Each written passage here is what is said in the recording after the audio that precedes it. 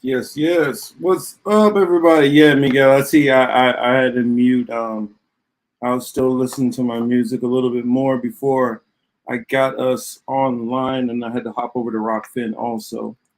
Uh, you know, let me know if you want me give you a little taste of it. I'll play like a little 5 seconds so you guys can hear what I was listening to. I don't know.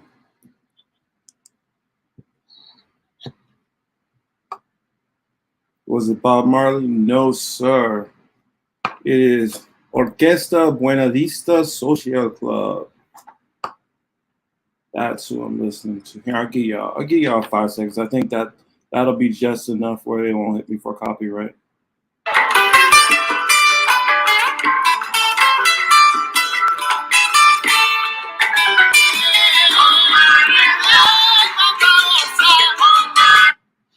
Just a little bit there. So you have a little taste of what I listen to when I'm not here. Glad you guys have all come to join us. I spent some much needed quality time off with my mom was in town, and so we got to see some of the sites. I will be putting a video together of some of the stuff that we saw out here. Probably be putting that up on the other channel. But I see Miguel is in the building, of course. What's up? Jira says, what happened to all the damn comments? I don't know. Was it more comments? I'm not sure. Yo, people's in the chat. I see Thomas is out there. What's up, Kat? Chris says he had to reset, so he'll probably be hopping in soon. RFK Jr. talk like I'm not gonna repeat that comment out loud. And I think I already saw somebody on the Rockfin side. I know Rockfin's normally a little bit delayed, but yes, we do have our good friend over here, Geography Pro says overall the LP Libertarian is that the Libertarian Party New Hampshire account are racist and ignorant, just like Jeremy, one of the LP NH accounts controller, who thinks despite generational oppression of a group of people, those people should be thankful for being in the U.S. and should shut up and be grateful, kind of like how slavery will be taught in Florida. And we're definitely going to get into it.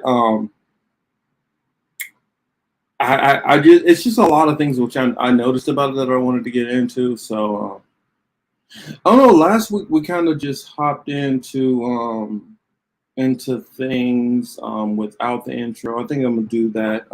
No intro, just kind of get going.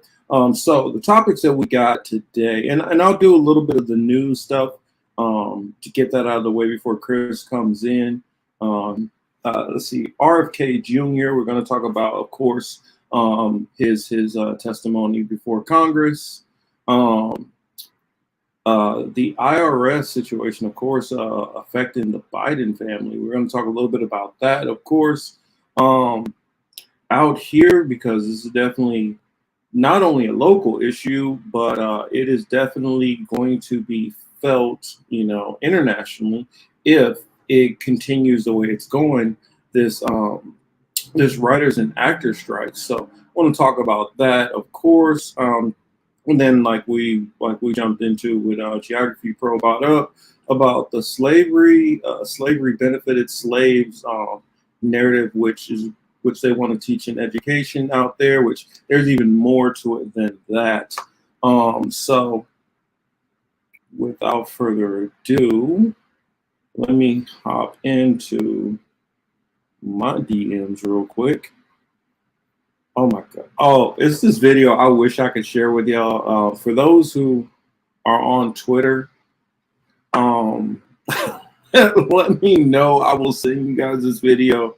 I don't want to put it up here because I don't, well, just the other day I heard that on YouTube you got literal tutorials of a grown man showing how to shave his asshole, which is not censored, and they're allowing that up.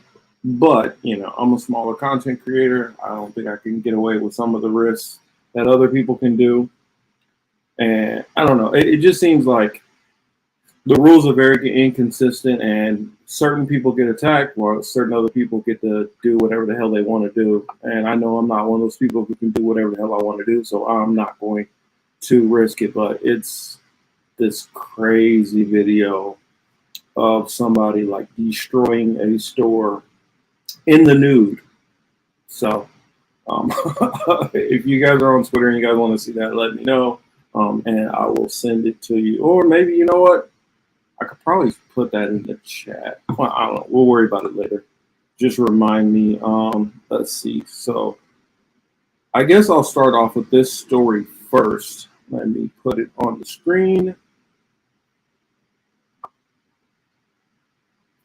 Come on, computer. Let's see. What does that say? Son of Clay.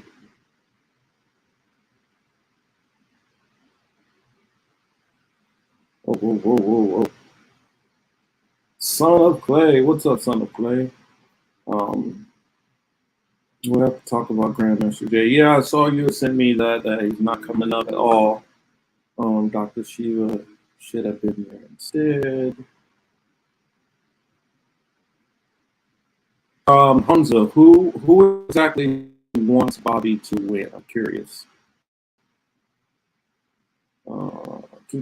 Man, okay. I might have to like shut down my internet right before the show or something. It's acting crazy. What's up, Streets? It's the Streets in the building.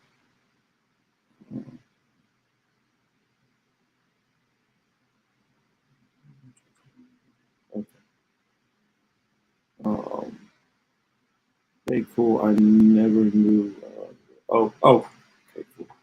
So, let me put this up here. It's getting a little bit delayed with some of this stuff going on. I don't know what's going on with my internet lately, but it's been doing a lot of weird stuff. But yeah, let's hop into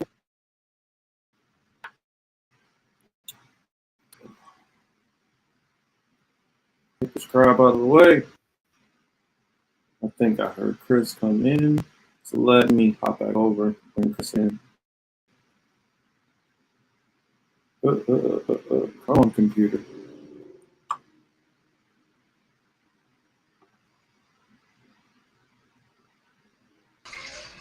There he is. Yeah, boy. Yo. What's up, brother? Good, man? What's up, Mark?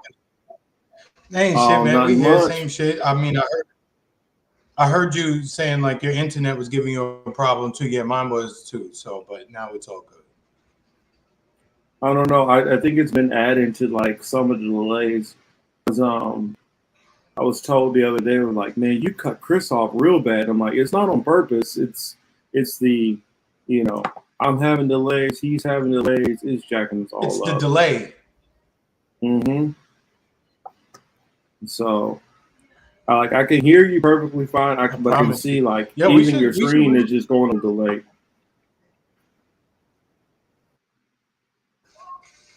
Yeah, and again, it doesn't make any sense to me. And even same for you. Like I see you have it on your ear, and you know what I mean, it's moving a little slower. I don't know why. You know, I pay good. I pay decent amount of money for like my internet. I don't have like, I think I have the fastest tier Xfinity has available for, you know, residential service. So I don't even know what's going on. Like I said, sometimes I think it's my proximity to the airport. I think sometimes that'll definitely jack you up. Because I look on my Wi-Fi list, even like sometimes. No, I was going to say that sometimes even when, like, you know, I'm used to seeing the same list of names on the Wi-Fi on my phone. So whenever I go to click it, sometimes I don't even see my neighbor's shit either. So I know it must be, you know, a problem, you know, around. Yeah, Miguel is saying definitely audio issues on my side. Let me know if the audio issues persist, and I will go out and try to reboot my internet. And Chris, I have to take it for a moment. But I know that I'm wondering if maybe, I don't know, we might have to look into that because you're having the audio issues, and you're near airport. I know I have a lot of air traffic above me, because I have some proximity to the airport also. So I'm wondering if that has something to do with it, possibly. I don't know. Yeah, Yeah, I don't. I got the little fan Yeah. going. So, oh, Hamza says we also have to talk about Oh, try that in a small town. oh Liberals no, be it's okay. trying to take that I song got down. caught reading.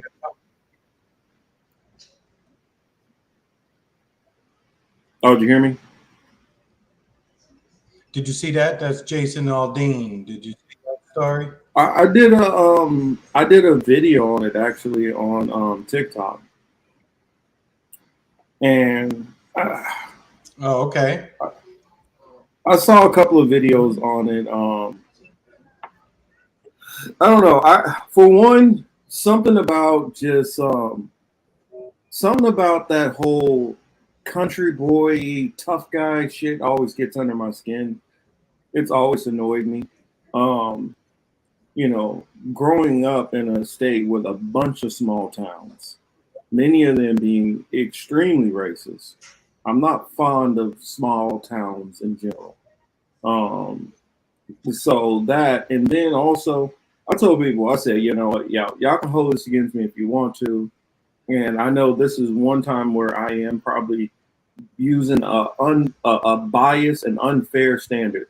But when I hear country music and I hear white people, I get a little pause and I just watch you even a little bit more carefully because the people who I grew up around who listen to country music are typically the most racist people you could be around.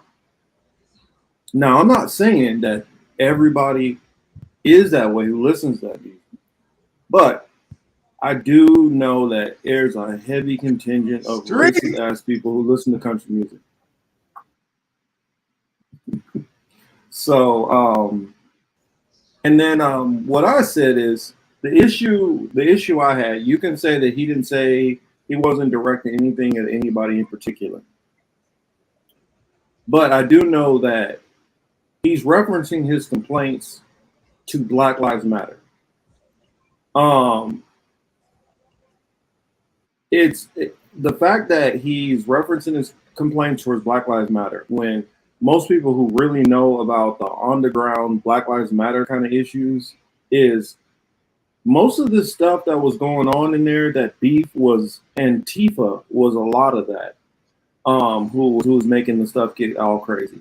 Another thing is you had like people who were just dropping off pallets of bricks and weird kind of stuff happening like that, which nobody knew what was going on. You had random people showing up, breaking windows. So a lot of stuff is getting blamed on the people who are on the ground for some of these BLM protests. I felt like unfairly. Oh, you don't want me to talk about the agents and stuff. Okay, cool. I won't talk about.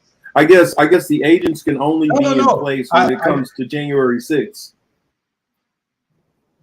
I guess they only come in when January 6th, but they don't come There you in go. on BLM stuff. No, that has nothing to do with it.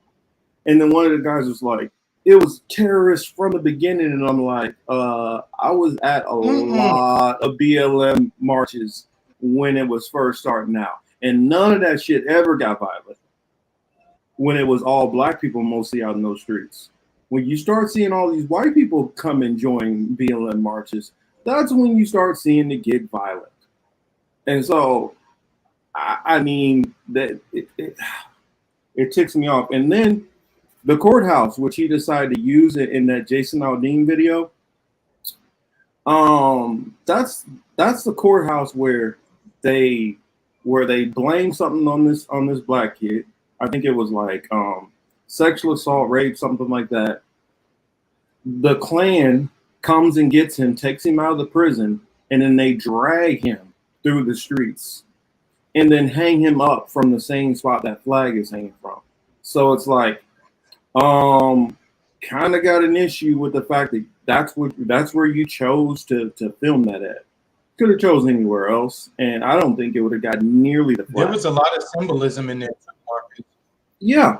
Well, another thing is he said in his statement that all of these were actual news, real news accounts, when that's a lie. Most of a good chunk of this stuff, half of it, were stock photo. Now that doesn't surprise me. It's just that his statement, because I know in videos they're going to use stock imagery to convey the message that they're trying to send. But all the imagery in there was not realistic. I mean, one for instance, the Molotov cocktail. For one, who is going to get a perfectly backlit, like dramatic looking Molotov cocktail unless it's from some kind of stock or movie type imagery? But that was in there. I mean, now I think that's a small detail of it. You had the one where the lady's flipping the guy off or something like that, flipping off the cop. When you look it up, you find out that these are German cops, and this is not even a protest. This is part of what was it called? It's part of one of their holidays. Because if you zoom in the background, you can see people drinking beer, like somebody asking for directions. It's not even a protest. I mean, so a lot of images in there were over exaggerated to give this like feeling. And then they say, well, you can do that there, but you won't do that in a small town. For one, a lot of small towns that we're talking about, what? You're talking about a small town of how many people? 500, 10,000? What? How small? Because a lot of those rallies literally had thousands of people. Some of them had 10, 20, 30,000 people. If 30,000 people went into a small town, there ain't shit 10,000 people in the small town gonna do to stop shit. So let's stop playing this games and this tough guy shit. I mean, I don't like it when I hear people say, well, why don't you try that in the hood? And I don't like it when I hear country people say, well, why don't you try that out in the country? Either way, you will get your ass stomped out if you go just by yourself. But that kind of bravado and toughness. And then he said a comment in there. A lot of people skipped over this one comment. He said something about, my grandpa got me a gun for the time they're going to round us up. And I'm like, everybody skipped that, but I don't know what he's talking about and who's going to round up who. Who are you preparing for? Are you saying the government's going to round you up? Do you think a bunch of black and brown people are going to round you up? I don't know what's going on here. I didn't understand where he was going with that reference, but he didn't really elaborate any more on it. And then the whole phrase of good old boys. I don't like the whole good old boys thing. Good old boys thing does not make me feel safe or comfortable at all. Because like I said in my TikTok video, a lot of good old boys were Klansmen. So I don't know. I mean, it's people from the rights want a virtue signal and act tough. That's cool. Do whatever you do. But plus another thing is, why would they need to go out to protest anyway? That doesn't even make any sense because you do most protests where the commerce is at. The commerce is not out in the country. So it doesn't make sense on so many different levels, and it just aggravated the shit out of me. Well, sorry I went on a rant, but your thoughts, Chris.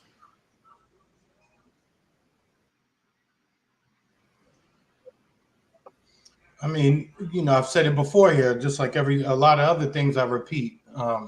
If I sound like a broken record, it is what it is. We're talking about a group that sees conspiracies everywhere, except for whenever it comes to with black folks. They see government overreach everywhere. They see government corruption. You name it, they see it, they smell it, they spot it, except for when it comes to Negroes. Then it's just you people are animals. You have no home training essentially, and you just destroy your neighborhood. And that's what it is. But again, as Thomas is saying, as you said earlier, if you go back to the videos from the Black Lives Matter protests, at this point 3 years ago, you can see there was a lot of fuckery going on. And it wasn't the average protester doing it. You saw instances of people, you're funny, Hamza. You saw instances of cops vandalizing their own vehicles. You saw instances with cops allowing people to spray paint on the front of businesses. They were okay with that. as you said, the pallets of bricks and all this other shit.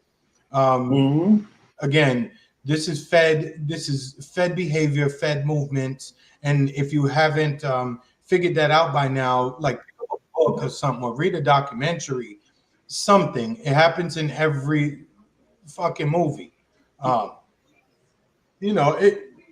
It's a shame that, again, the group that sees everything doesn't see it when it comes to this. That whole Jason Aldean video and the song and all that shit. Yo, first of all, look at the irony, right? Dude is worth like tens of millions of dollars. He doesn't live anywhere near where there would be any kind of Black Lives Matter protests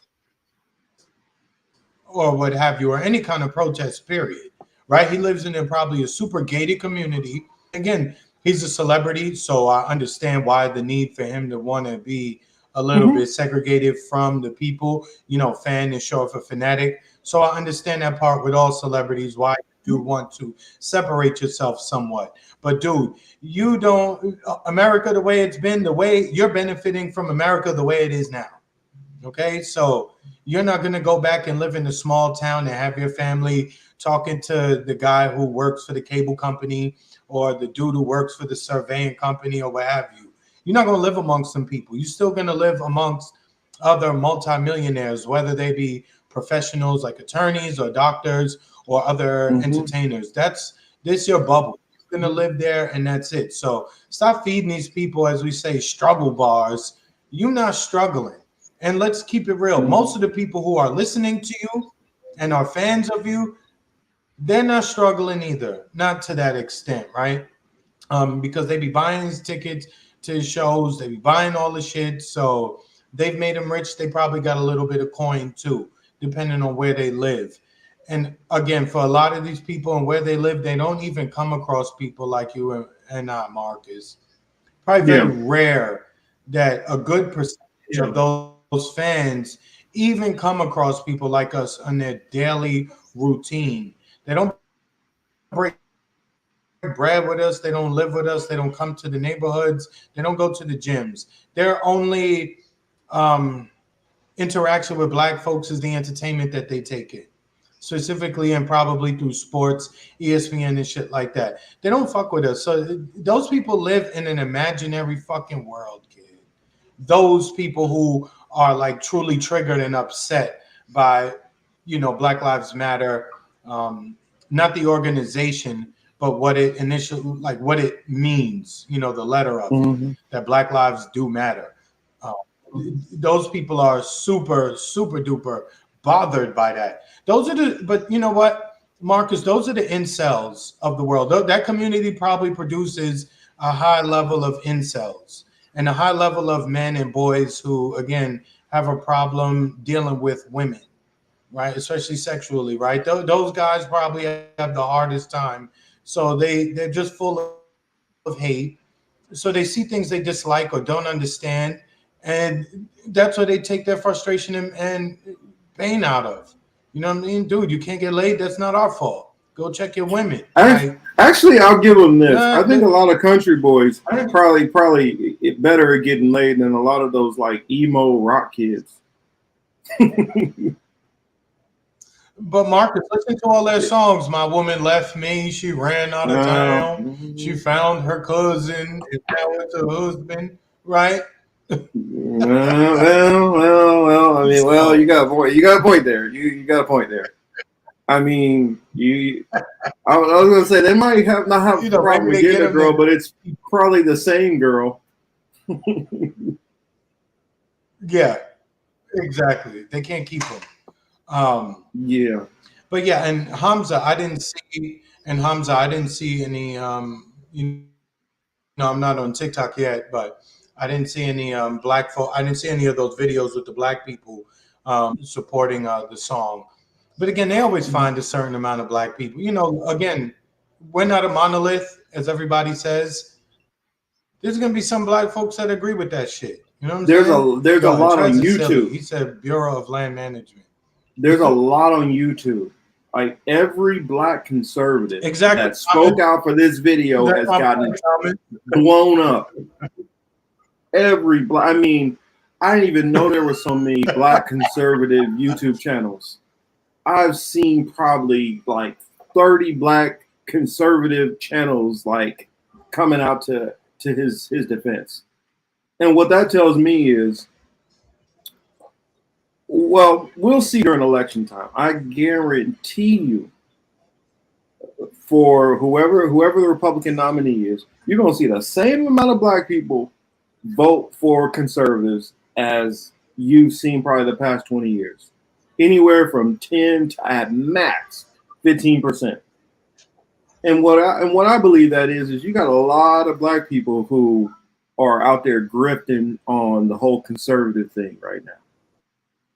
You know they found the niche. If you pretend to be a black conservative, you can get a whole lot of people to follow what you're saying. You don't have to believe it. You don't have to actually go to the polls and back it up. All you got to do is fake the funk for a while and you can blow up. And I think a lot of them are doing it. Yeah, you know, again, it's I see the same I see the same commentary from that crew.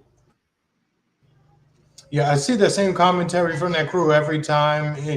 You know, every time there's an issue that comes up that involves us or that features us, it's the same crew that makes the same complaints every single time. And quite honestly, you know, they're a dying breed. I've said it many a times on this program here.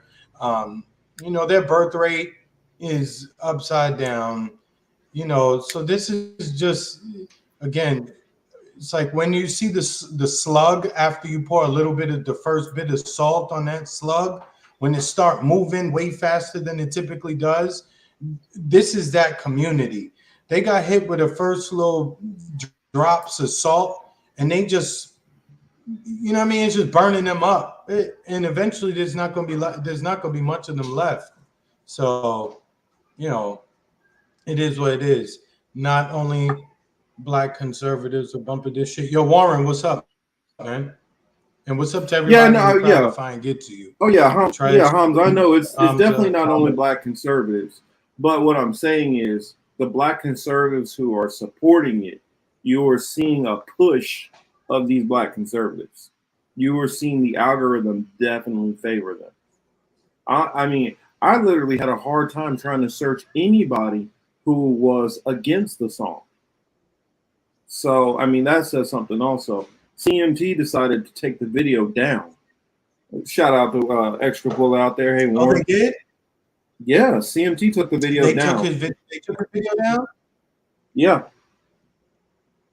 And the reason why they took it down was the criticism. Well, the one criticism that I brought up, I didn't go into some people like, oh, you see when they're talking about carjackings, they're talking about black people. I didn't go down that road because in the city, all race of people will carjack you. You know, all race of people will rob a liquor store. But that the courthouse, I told you, them deciding to film in front of a courthouse that were in 1921 had that racially charged incident. Like in my video, I brought out, it's not always about what you're saying. It's because his song came out in like May. Nobody had a problem when the song came out. It's the video. The video, when the video came out, then there was an issue. And I brought up, it's the same thing with like Trump. It's no problem if Trump wanted to go to Tulsa. But when Trump wanted to go to Tulsa and campaign on Juneteenth, that kind of seems like you're trying to send a message. And you can kind of like, all right, even though that seems like you're doing something.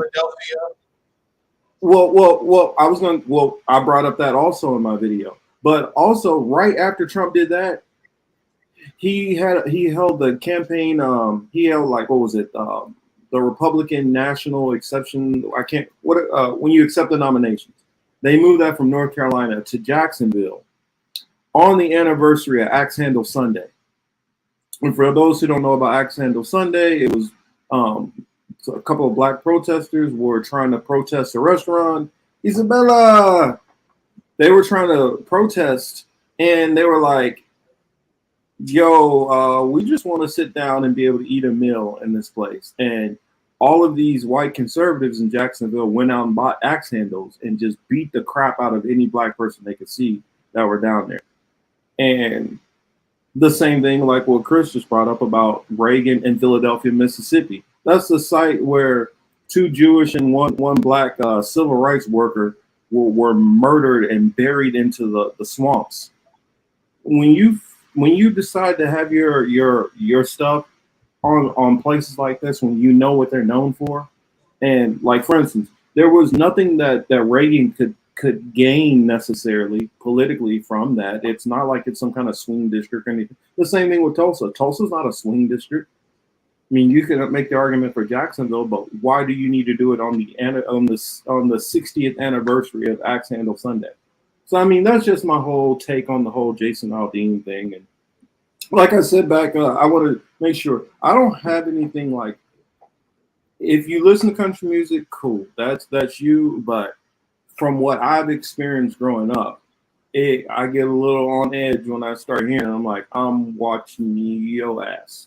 I've been to the towns where are outwardly racist, and they let you know it.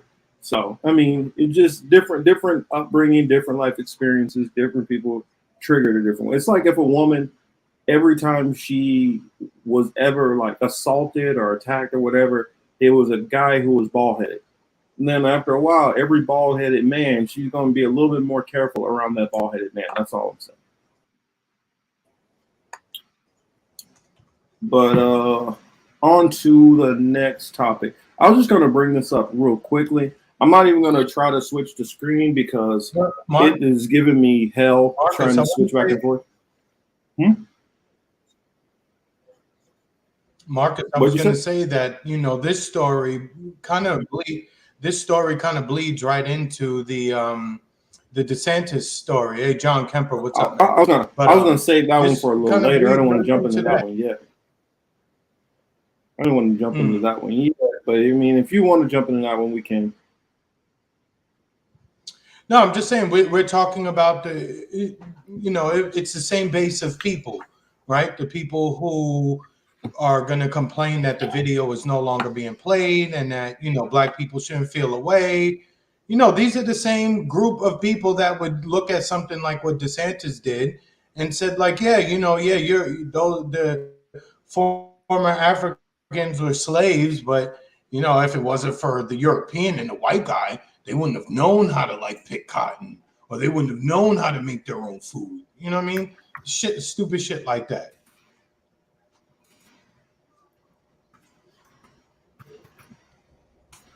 Yeah, Street says, ever been to a town with a welcome sign saying you better not let the sun go down on your black ass, you know, N-word in Texas. Yeah, I've been to places that were former sundown towns. I've been to ones where they still had the registry to where you could buy basically a hunting license to hunt black people. Like that's an actual thing. So I mean, you know, I don't take some of these little subliminals lightly when I know it's people out there who do this stuff. I mean, I could take you to some of the places I've lived and been, and you know, yeah, we want to get the hell out of this town before the sun sets. You don't even have to do anything wrong, is what I'm telling you. Just being non-white in this area is not safe for you. And then combine that, anybody out there who is part of the LGBTQ community, if you are non-white and you're gay or lesbian, yeah, you really don't want to be in some of these towns that I've been in. I'm talking about like, especially when I lived in Florida. Get the Chris, am I lying? Certain parts of the Panhandle and Central Florida, you don't want to be stuck in them places. Yeah, no, I call that Lower Alabama, LA. You know what I'm saying? Yep. That's what it is.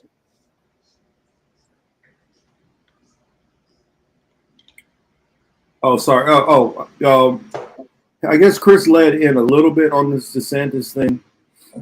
But for those who don't know it, what's going on with the DeSantis thing? part of what they've added into their curriculum is that they have to now, for middle schools, teach the benefits of Black people going through slavery. And so that has to be part of the curriculum. Basically, they said, I wasn't going to pull up a video on it, but I'm having the computer's going slow, so we're just going to kind of do it all just off talk. Apologies for that. But they basically put in there that you need to explain how slaves gained job skills and things like that in slavery. The idiocy of that whole thing is I kind of want them to explain out, what do you mean, what benefits that they gained? Because it's not like anybody was hiring slaves. It's not like they said, oh, well, you were a blacksmith, so let me go hire you for a nice wage. The reason why, like, for instance, the loitering law became a thing is because there were a whole lot of Black people after slavery who were just standing around because they couldn't get a job. They didn't have land. Many of them couldn't read. That's another thing. If you can't read, oh, you brought it up. Oh, thank you, because I'm having trouble bringing up the stuff. Or you want me to, I can just send you what I have also. But I went through Florida's new the whole curriculum as far as the education thing, and it's interesting to say the least. So I'll read a little bit of this. Florida's Board of Education has approved new guidelines for teachers on how Black America. Oh, there we go. What's it? Black American history should be taught, despite sharp criticism from some educators and civil rights groups. Among the new guidelines for educators are benchmark clarifications, including one for middle school students. The state instruction includes how slaves developed skills, which in some instances could be applied for their personal benefits. And this is what blows my mind. It's like, you don't think that before slavery that people knew how to farm and how to pick crops and things like that? You think that they had to go into slavery to learn that? You think that they had to go into slavery to learn how to, work with metals and stuff? In Africa, they worked with metals. I mean, there were whole societies that these people came from. It's not like slavery taught them something they couldn't learn anywhere else. The Board of Education approved the new teaching guidelines for kindergarten through high school on Wednesday. Florida's Education Commissioner Manny Diaz Jr.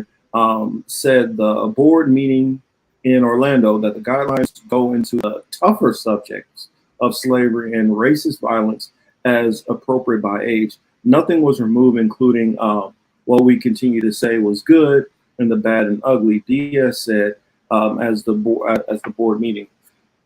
And I read through the curriculum. They didn't take anything out of the actual curriculum, but what they did is they added in that you need to kind of like both sides of the issue. When you talk about the Ocoee massacre that happened, they need to talk about how Black people were perpetrators of violence also, even though they were the ones defending themselves. They need to be put as, oh, well, Black people were doing violence too. Stuff like that. When it comes to Rosewood massacre that happened, they have to explain how Black people were being violent, even though it was them trying to protect themselves. And on and on and on, all the different stuff that went on in Florida. William Allen and Francis Presley Rice, both members of the working group that developed the new guidelines, said in a statement Thursday that the new language regarding slaves learning specialized skills was meant to show they were not merely victims. Florida students deserve to learn how slaves took advantage of whatever circumstances they were in to benefit themselves of the community of African descendants, according to the statement from Allen, a political scientist, and Presley Rice and Arthur, who co-founded a nonprofit dedication to raising awareness about the roles African Americans have played in the nation's history. I don't get how talking about that they gained some kind of skills during slavery, how that's helpful. All that, what that, I don't know. Let's see. But Derek Johnson, president of the National Association of the Advancement of Colored People, Marcus said in slavery. a statement, Marcus. yep,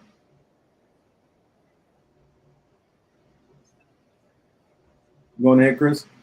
No, I was gonna say, you know, they talk the way that they talk about it. It's as if okay, these slaves picked up these skills, and then once slavery was over, they were able to just jump right into the market and have Yeah. people, you know, purchase their products or hire them for their services and the skills that they supposedly learned.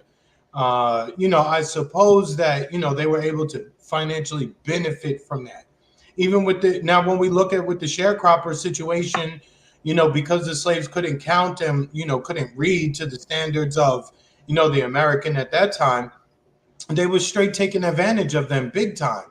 Even when it Mm-hmm. came to the products that they brought to the market, they wouldn't even have an honest transaction. So who the fuck are these people? Yo, you know what law they need to bring back where you could start slapping the shit out of people, where you make their ears ring?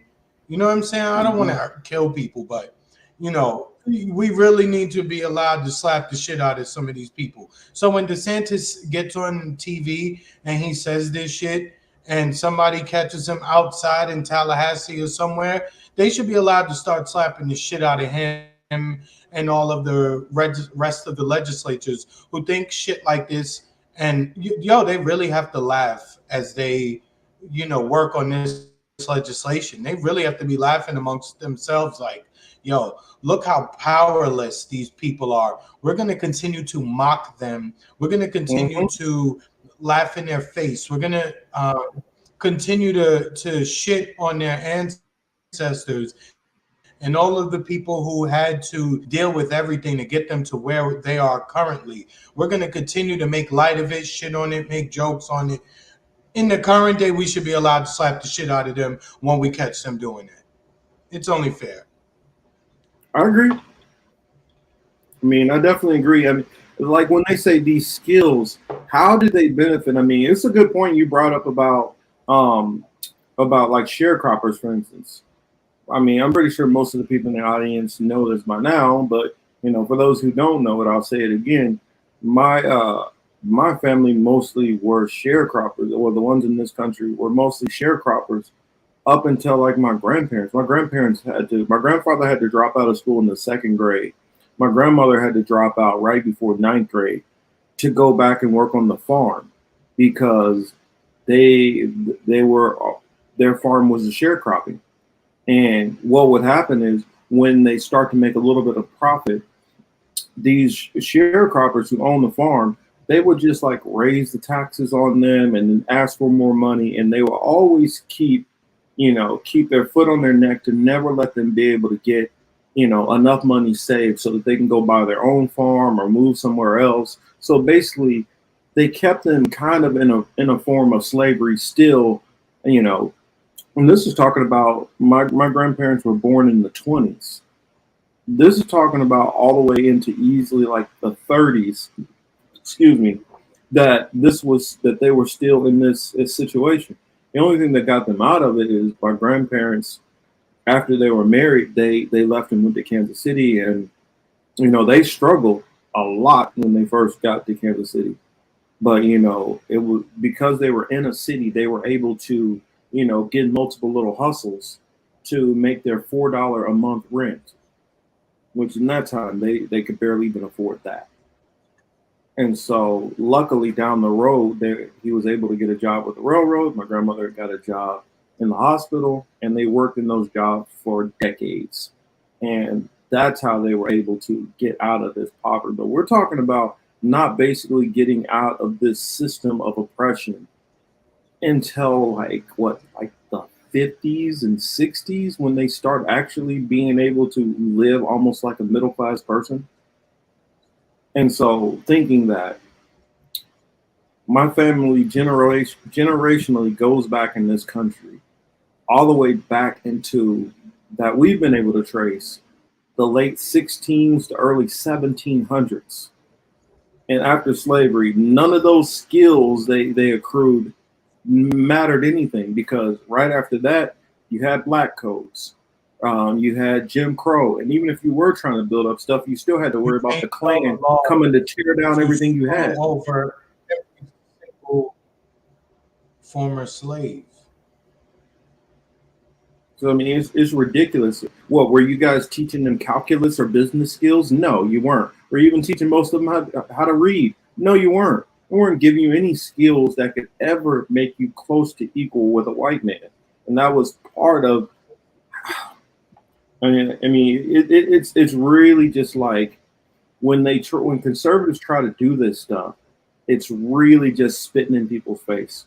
And like I skimmed through the 218 page PDF, and I'll tell you, almost half of it has to do with trying to paint a counter narrative to give a defense of slavery in this country. There's parts in there where they have to teach the And you Barbary know, slave trade. but Marcus, at the same Mhm. time too, isn't it ironic what you just said? And then at the same time, the other side of their fucking crooked mouths come out what? Oh, you've never been a slave in this country, and I've never owned slaves, and my family has never owned slaves. They hit you with that shit at the same time. So which is it? You know what I'm saying? You never owned slaves, and your family benefited, or the government wasn't against us, and we're just lazy. Which one is it? Well, this is what I ask people also. Okay, I get it that there are some black people who have done amazingly well and amazingly successful, and other different groups. I won't leave them out. But for this, because this conversation we're talking about black people in particular, um, you have to either you can only kind of fall into one or two camps. Either there is some kind of systematic thing that's going on, or residual effects from slavery that are impacting the black community as a whole for them to be statistically at the bottom of every metric, or you have to just believe that black people are somehow mentally inferior or mentally, morally, all that inferior. You have to. That they just can't compete with white people. That's why they can't close the gap. So either there is some systemic stuff that's going on or residual effects from slavery, or you just believe that they're inferior. I Hmm. mean, I don't know, Chris. Am I wrong? Is there another way to see Either it? or. Is there another category? Mm-mm. No, not at all. No, I mean let's be very honest. Let's again we don't have a time machine. We can't go back in time. You know what I mean? But we just have to face it and look at it for what it is. And if you believe in karma, higher power, or what have you, um, it's funny that the group that is most loud about complaining about us, as I said a few minutes ago, their numbers are dwindling faster than they like. So again, instead of being worried about us, you should be worried about trying to keep your women interested in you. But your red pill ideology won't let you be just like a normal, cool person that a woman would actually want to be around, right? You just so up edge, on tight, got to stick up your ass, always concerned about what everybody else is doing. Oh well, you're not impregnating anybody, and you'll be an old man, die alone, and we'll be better off without you. Did you hear what Tristan Tate had to say? I I didn't see what he said, but the Tate brothers, look, you Yep. know what? They're like a broken clock too. Do they say things that are motivational and good and that you could use? Of course, right? Exercise, eat properly. If you say something, stand on it. Shit like that. All very basic and normal shit that you can get from most self help books. Mm-hmm. The problem I have with dudes like the Tates, these motherfuckers want to be victims so bad. All these dudes, all these non-victims want to be victims. They're not Uh, victims and they make themselves out to be victims. You was doing questionable shit to make the people come after you, bro. They came after you. I don't know what's going on with your case, but you should have been a little more careful than to have chicks hold up in a place like that. That was stupidity on your part. And you know what? mm-hmm. Dudes like that, do they only just sit around waiting for women to come to them? Nah, I seen them dudes around, them gym dudes and all that. They be thirsty too. When the women tell them no, they get very, very bothered and angry and frustrated. They don't know how to deal with any kind of rejection. So is there shit that go along with dudes like that? Yeah, I'm sure of it. And again, look who they talk to. They like talking to girls. They don't actually like talking to women. I be looking at these dudes very, very funny. We are grown men. You're supposed to be talking to women. These dudes always be looking for women. Same can go for the fresh and fit guys. They talk to the young Instagram girls, and they want to trap them into just being hoes in the crib who don't have a problem with them smashing hoes on the side. That's never gonna work. If that was the case, men would have figured that shit out a long time ago. I And mean, even the in wealthy certain athletes, cultures, wealthy, yeah, but it looks good from the outside, but at the same time, there's a lack of balance. There's probably a lot of complaining. The life isn't as smooth and as nice as um, one would think. Even though saying like other cultures do it, you know what I'm saying? Um, I'm just I'm trying to tired find of it. all these. There's a bunch of fucking clowns on the internet. And who are you looking for? I'm trying to find that tweet, but basically he said something to the fact of like he hates movies like Django and something else because it makes all white men look bad or makes them look evil. And I'm like, dude, you're a rich, successful man who basically has the world in his hand, can basically do what he wants to do. Got, all the money he needs, can travel, don't have to wake up and do anything. But this is what you choose to wake up and do, to wake up and bitch and moan. I mean, I get if you were trying to help a cause for some people who are suffering in some kind of way, but all you do is get on and complain about how white men have it so bad. And I'm a rich white man who has all kind of women like bowing to me like I'm a fucking Caesar. But you're the one who's out here complaining and whining because you're worried about a depiction, how it depicted a handful of white men. And then what blew my mind, honestly, was the person of all who got in there to kind of correct what he was saying was Ryan Dawson. Which that was weird for me because half the time he be on point on some stuff, and then the other half the time, all he's doing is shitting on every minority group he could find. I don't know, so it's weird.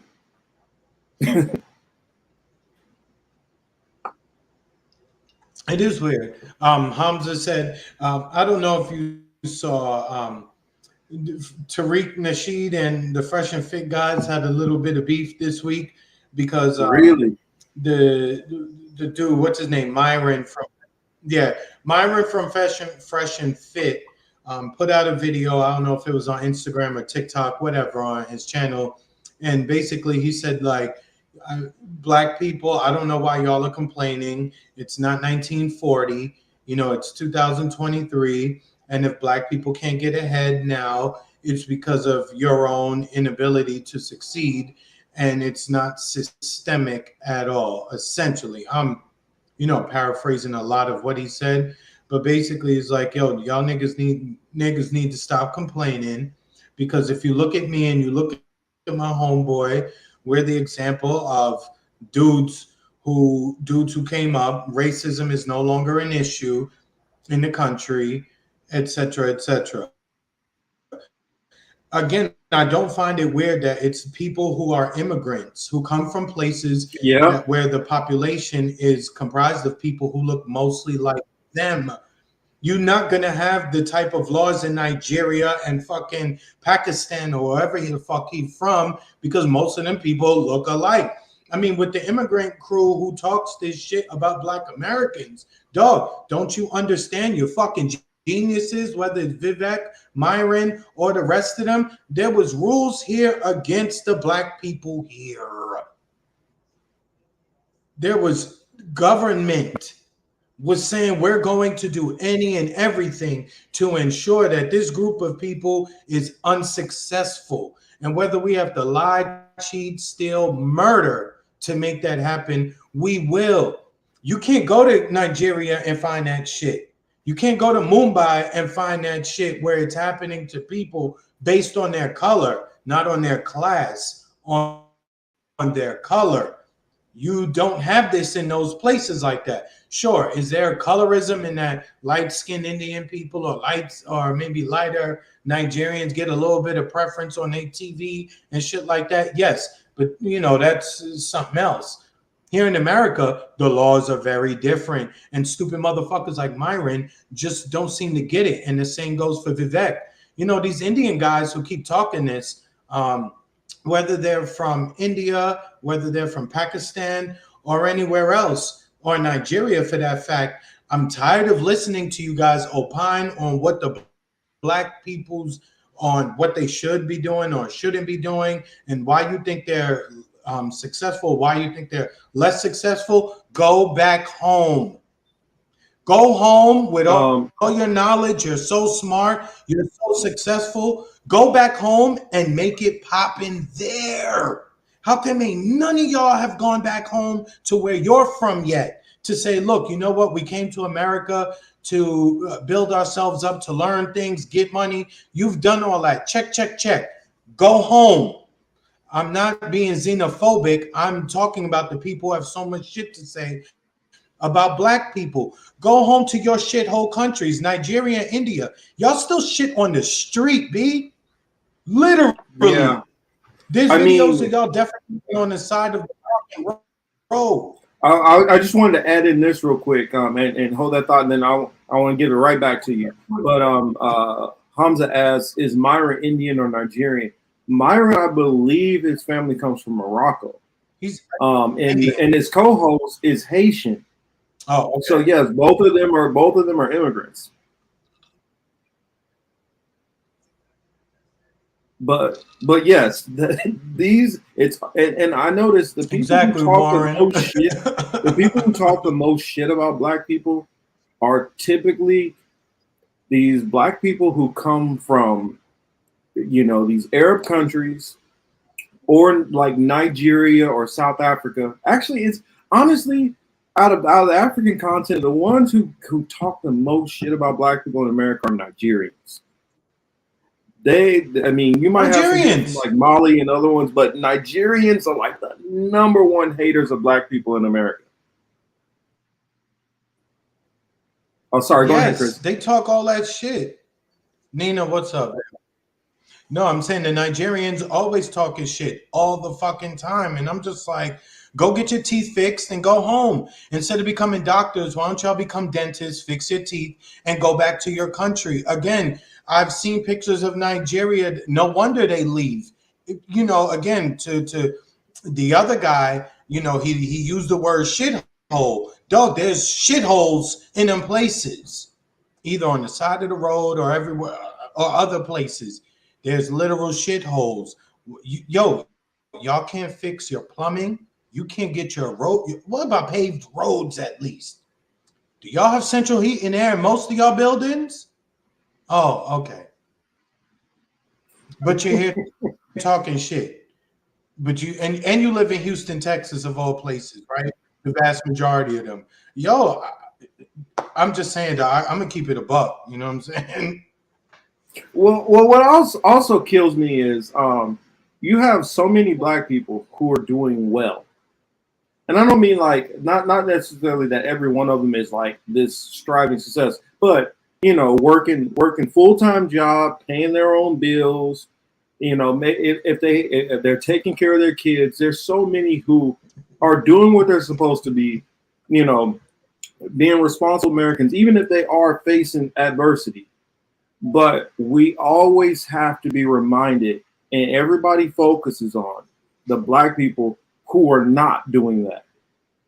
And they take these people who are in the hood or who are horrible example, like these city girls and all this stuff like that, and they make that out to be the whole entire black community. But for some reason, we don't go into whatever crappy, shit that's going on in Little Haiti and make that all Haitians everywhere. We don't go into the Nigerians who are over there committing civil war and make that all Nigerians. I mean, and somebody said before, even Hispanic community, which that one always, it's felt weird to me because I grew up in an area where there was no black and brown beef. And then I got to the East Coast and in Florida in particular, I didn't have that black and brown beef. But you get to certain parts of New York, you have those issues. You get to certain parts of Philly, Jersey, Massachusetts, California, you have those issues. So it all depends on where you're right? It all depends on where you're at when you run into this. And so you have some where it's love and support and a unity between the communities, but you do got those ones. I don't know if you guys remember that story we did not that long ago where you had three Hispanic Congress people who were shitting on their own people, talking about them dirty, ugly Oaxacas. And so, and don't forget, I don't know if we mentioned that in this story about the whole about the education thing, but the education person who's putting a lot of this stuff into action, Manny Diaz, is a Cubano. And I don't know if y'all know, but there's that division there between white Cubans and indigenous Cubans and black Cubans. A lot of white Cubans are extremely racist. But, I digress. Hell yeah. Yo, look, people feel real comfortable saying certain things, or I'm able to get people to say certain things. You know what I'm saying? People have revealed to me shit about their family, their friends, their community. Where it's like, yeah, bro, they wouldn't fuck with you. You know what I mean? You're tight. And Thomas, to answer your question, the Nigerians and the foundational blacks and the ADOS people, there is a beef. Both ways. The Nigerians look at the black Americans as lazy underachievers. And the black Americans are saying, you're only here able to do what you do and get as far as you get because of what we dealt with. And while we have a adversarial relationship with power, you come here and get on your knees and open your mouth to that power. Because that's what happens. And pause. Right? They literally got a word for us. A lot of these Nigerians and the rest of so, Chris, they literally got a word for us. They call us Nigerians, they call us Akata, cotton pickers. Correct. Yeah. Yep. They call black Americans that, you know what I'm saying? But it's like, again, y'all got mad gaps in y'all teeth. Why y'all don't have good dental coverage yet? We're in the 21st century, and y'all teeth still be fucked up until y'all come here and y'all turn late 20s, early 30s. Then you go get your teeth fixed. I see y'all on Instagram. All y'all teeth got the gap. I'm just, you know what I mean? Look, it seems like I'm being a little bit harsh, but I just don't like stupid shit. So sometimes you gotta meet the stupid shit with ignorant shit. You know what I'm saying?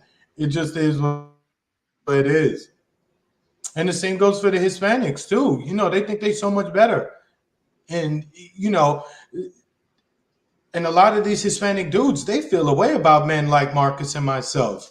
And we know why you feel that way. Yes, we will take her. So you may as well be very close to her. Keep her close to your heart. Don't let her go. I mean, and it's weird. I'll tell you, it's weird. it's weird for me because Marcus, I'm that was telling you, bro. the higher order. I'm I'm telling just you, saying. I mean, I didn't have that relationship, especially like in particular, like Mexicans. In Kansas City, my best friend, who was like my brother, was Mexican, and I would like always be at his house with his parents and everything.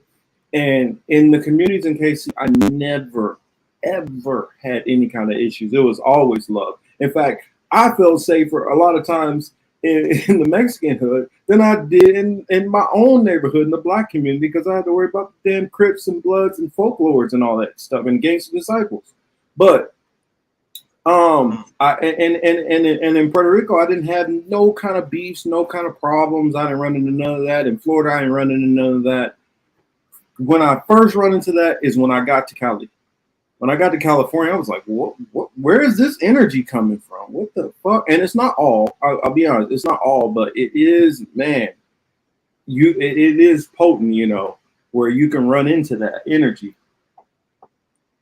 Oh, Metro Dream said, Asian people, where was it? How come Asians are never counted as a minority? Because they don't never want to be included into nothing. And honestly, if I got to put it into a percentage, a lot of these other groups, it's 50-50. You got some cool, you actually, it's not even 50-50. It's you got some cool, you got some piece of crafts, and you got some just in the middle ones. Yeah, it depends on the issue.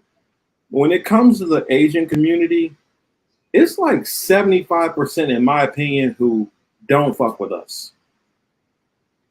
And then you got 25% who they'll be cool with us to a degree. Like, yeah, we're cool, but nah, you can't come to my house and kick for with business me. and commerce. No, you better not date my sister. No, I can't mess with you because my parents would get upset. You know, it's to a level, and then a lot of them also have businesses embedded in the black community and still disrespect the shit out of us. So with the Asian community, I mean, in every part of the country where it's black people at, it's the same. I don't see no kind of Asian groups who really try to kick it with us. You know, you got the twos and fews, as they say. You got those handfuls, but as a whole, looking at the Asian community, they have a lot of disdain for black people, and it don't matter if you're a black American, if you're Afro Latino, if you're, you know, I don't care what you are. If you black or Asian community really don't like messing with you. As a whole, I'll say not everyone. John said I do my own nails. But I don't know. I mean, your thoughts, Chris, though. You know, and Marcus, you know, I'm being a little like ignorant, you know what I'm saying? I'm just getting these jokes off really. But I mean, there really is legitimately a difference. And, you know, depending on where you're from, certain groups feel a certain way. But it is safe to say that all of these groups um, dislike us first and foremost. I don't know why, but they just do. It's very weird, especially when you know you consider all of the media and movies and things. In media and movies, everybody loves the underdog who's been treated like shit and has to fight its way up, except for when that underdog is real. Then it's like, oh, you're an underdog. We don't mess with y'all. Mm-hmm.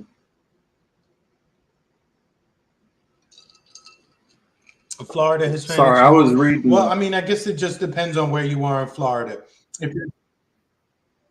Yeah, I'm reading the comments from Meteor. No, my brother told me Hispanics are like more racist than California one.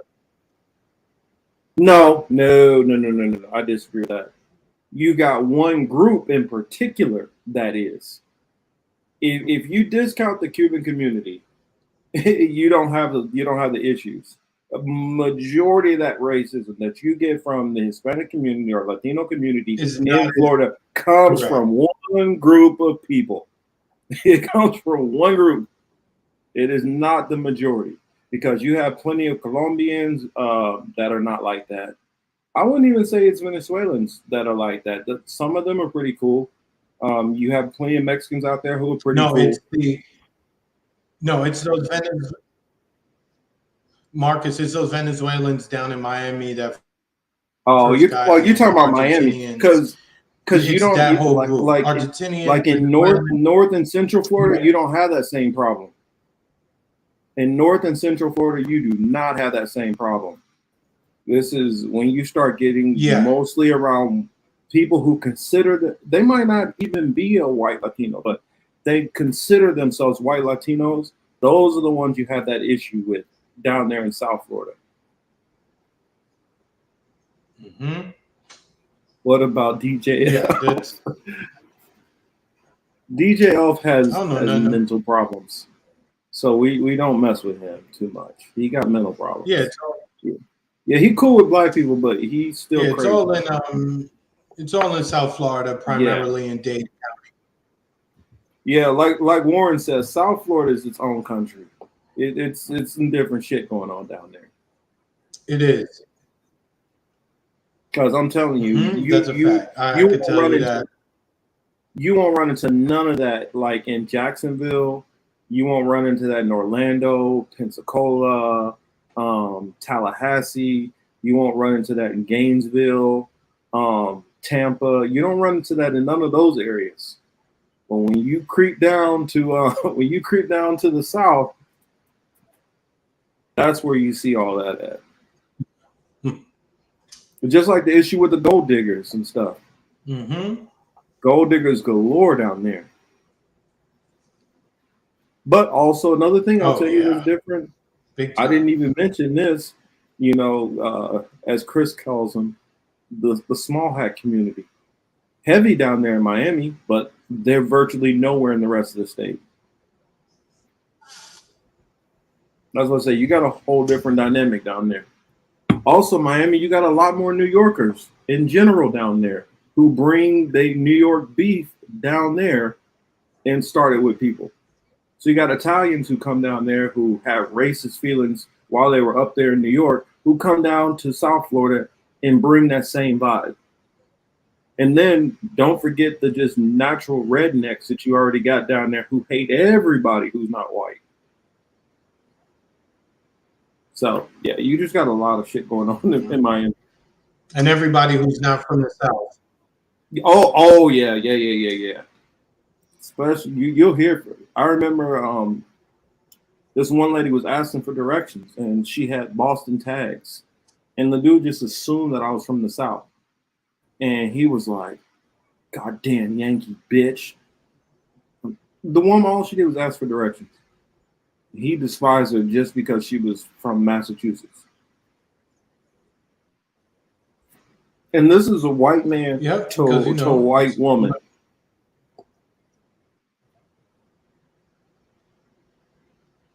There we go, Thomas. Read this one, Chris. Yep. Southern Florida is mostly made up of Spaniard, Eurocentric, right-wing Spanish, and light-skinned mestizos who fled leftist, black, and indigenous revolutions across Latin America. We got to give Thomas the prize comment day because that's 100% on point. And Brazilians too. I saw Hamza's comment. Brazilians too. That's a whole fact. And on that, I'm gonna go get some more Jameson. I'll be right back. But I used to say this all the time. The same kind of race issues that we have here in America that you have in parts of Europe, it breaks down to the same thing. Although I know people will just think, oh, well, those are just Brazilians. No, you still got the same race issues going on down there between white Latinos and indigenous and black or Afro Latinos. You got the same issue where you have black and brown. A lot of times we'll get along together here in the States and then have a problem with a lot of people from the white community. And you have that same mentality that got instilled in a lot of them from that European Spaniard mentality, or ones who decided they have so much self-hatred in themselves that they would rather identify with the colonizer. I mean, You have Stevens in all different nationalities. You got Steven everywhere. You know, you got Jesse Lee Peters in the Latin community too, who hate their own people. You got you mean so and even if you break in you go into India, you got the same thing going on over there too. You got ones who are bleaching themselves, trying to pass for white, and then hate on the people who look just like them if they didn't bleach themselves. I mean, white supremacy has done a number on the world. I'll tell you that. It's a lot of Stockholm syndrome, a lot of Willie Lynch stuff going on across this country. So, I mean, we kind of went through that pretty heavily. I guess oh, that comment over here I wanted to respond. Yeah, I try not to go on the ad homs on the different people, but I do know that.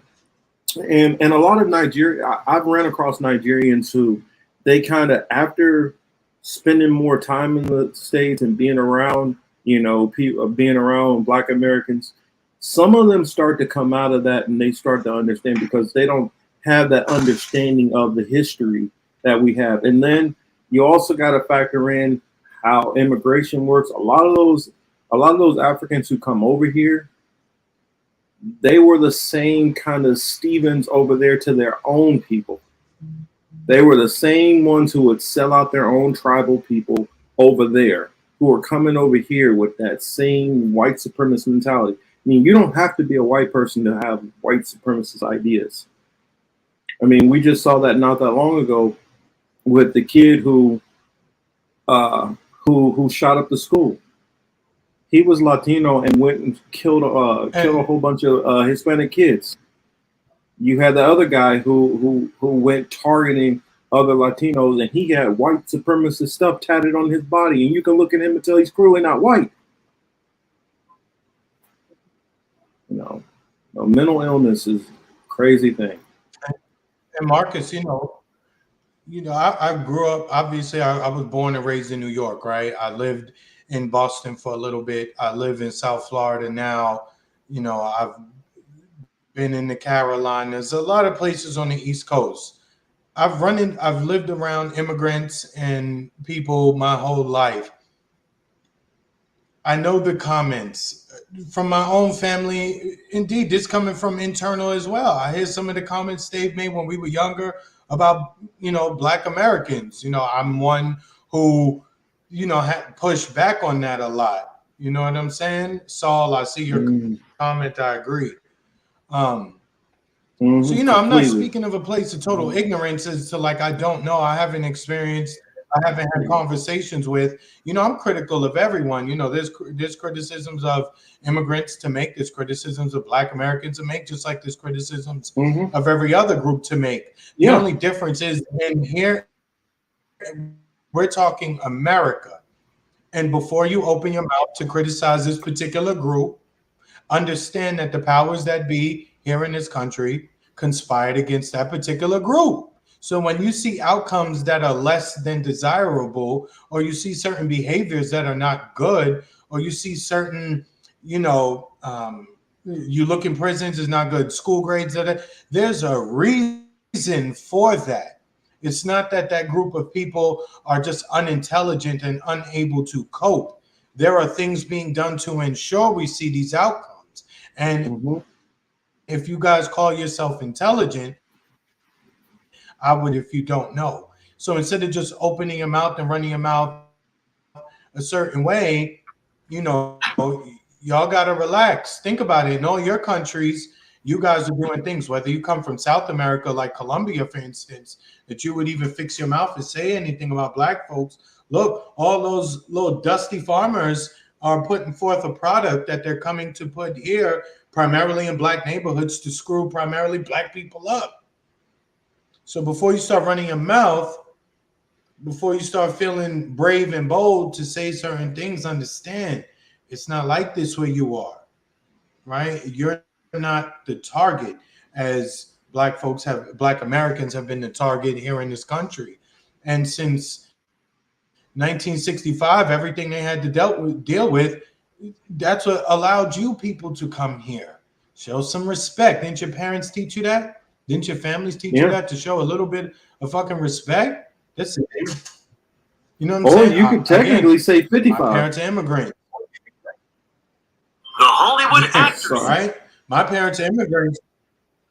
No, you good. My parents are immigrants, but at the same time, I'm not so stupid to realize, like, you know what I mean? There are forces against people that look like us. And this Mhm. system don't care whether we are them or not. I mean, unless it's Hollywood, then any black role that Hollywood has, then they just find any black American role that Hollywood has, they'll just give it to somebody from England. But I Yeah. suppose ain't nobody in Hollywood doing anything these days with them being on strike. They're not doing much of anything. Oh, for those So wondering, Marcus, is the traffic I'm sending lighter Chris by you videos. now? That's what I'm doing. Huh? I'm just sending videos for him to share since I'm having trouble with my internet. So yeah, I don't want everybody to be like, yeah, what the, he's not even paying attention to the show. I'm paying attention. I'm just sending this stuff over to Chris because the stuff I had prepped for the show, I'm having trouble getting it up on the screen. No homo. Pause. Well, I don't know. I don't even know which term I'm supposed to say, but I know that didn't sound right the way that came out. Talking about getting it up on the screen. Anyway.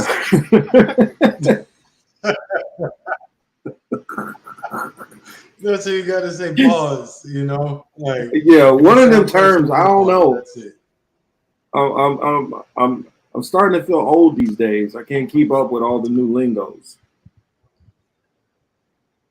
Or even when I said a faux pas. I know, I don't know. Cameron and Mace, they have the Cameron and Mace have like the funniest sports show out right now. It's on YouTube. I promise you, Marcus, the shit is hilarious. I'll have to check them out. I sent you a couple. Dang it! Did that not go over? I think I sent you all the ones. Oh, geez. Oh, that's right. I forgot about that story. We'll get into some of the stuff later. You heard about your boy Dan Snyder, right? Just say. Well, we can get into the IRS stuff. I was just wondering, kind of off topic, real quick. 60 milli. He's $6 billion richer, right? Well, yeah, but he had to settle a 60 million sexual harassment suit.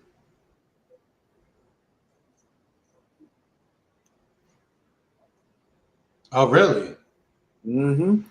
Well, yeah, he's getting that chunk, but at the same time, I you didn't make know more. about the You make sexual more money harassment. keeping the team. You make more money keeping the team anyway.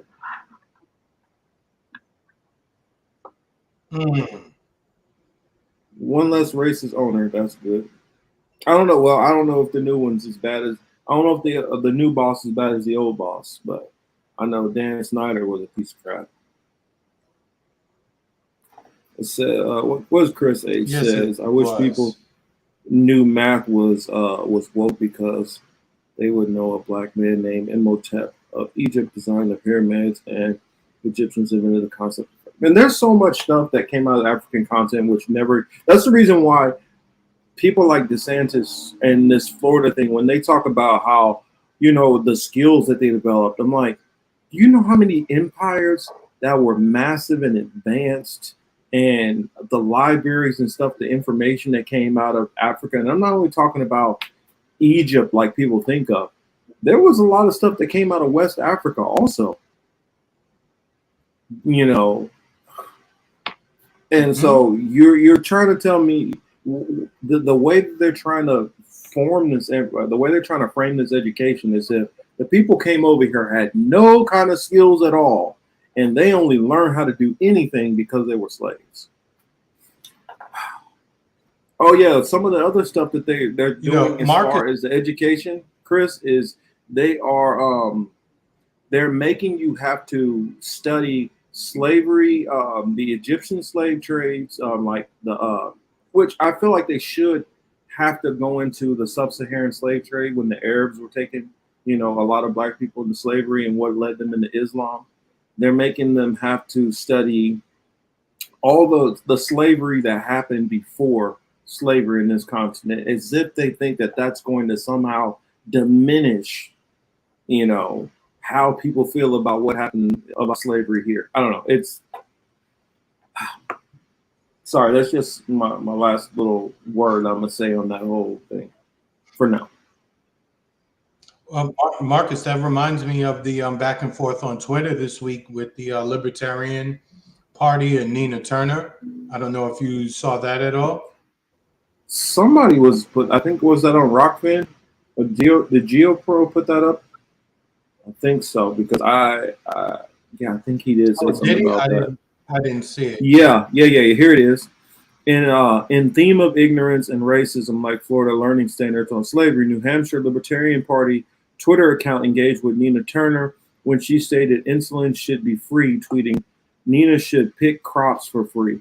The first exchange was terrible, but it continued to get worse with a meme about picking cotton and then how she doesn't like the USA. She needs to go back to Africa. Ooh. Let's see. Let me try to click on it.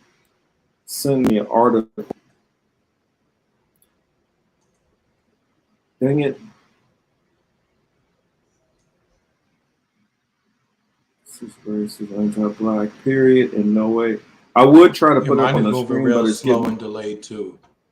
Yours is too? Okay, because, mine is me hell get back over to StreamYard. Yeah, the New Hampshire Libertarian Party and Magistrate had a beef too. So what Hamza and GeoPro are talking about is that they seem to be a little bit on the racist side there in New Hampshire. Well, it doesn't surprise me. It is New Hampshire. I mean, I hate to say it this way, but the higher probability of white people in a state, the good chunk that you're going to have a handful of them that are racist in there.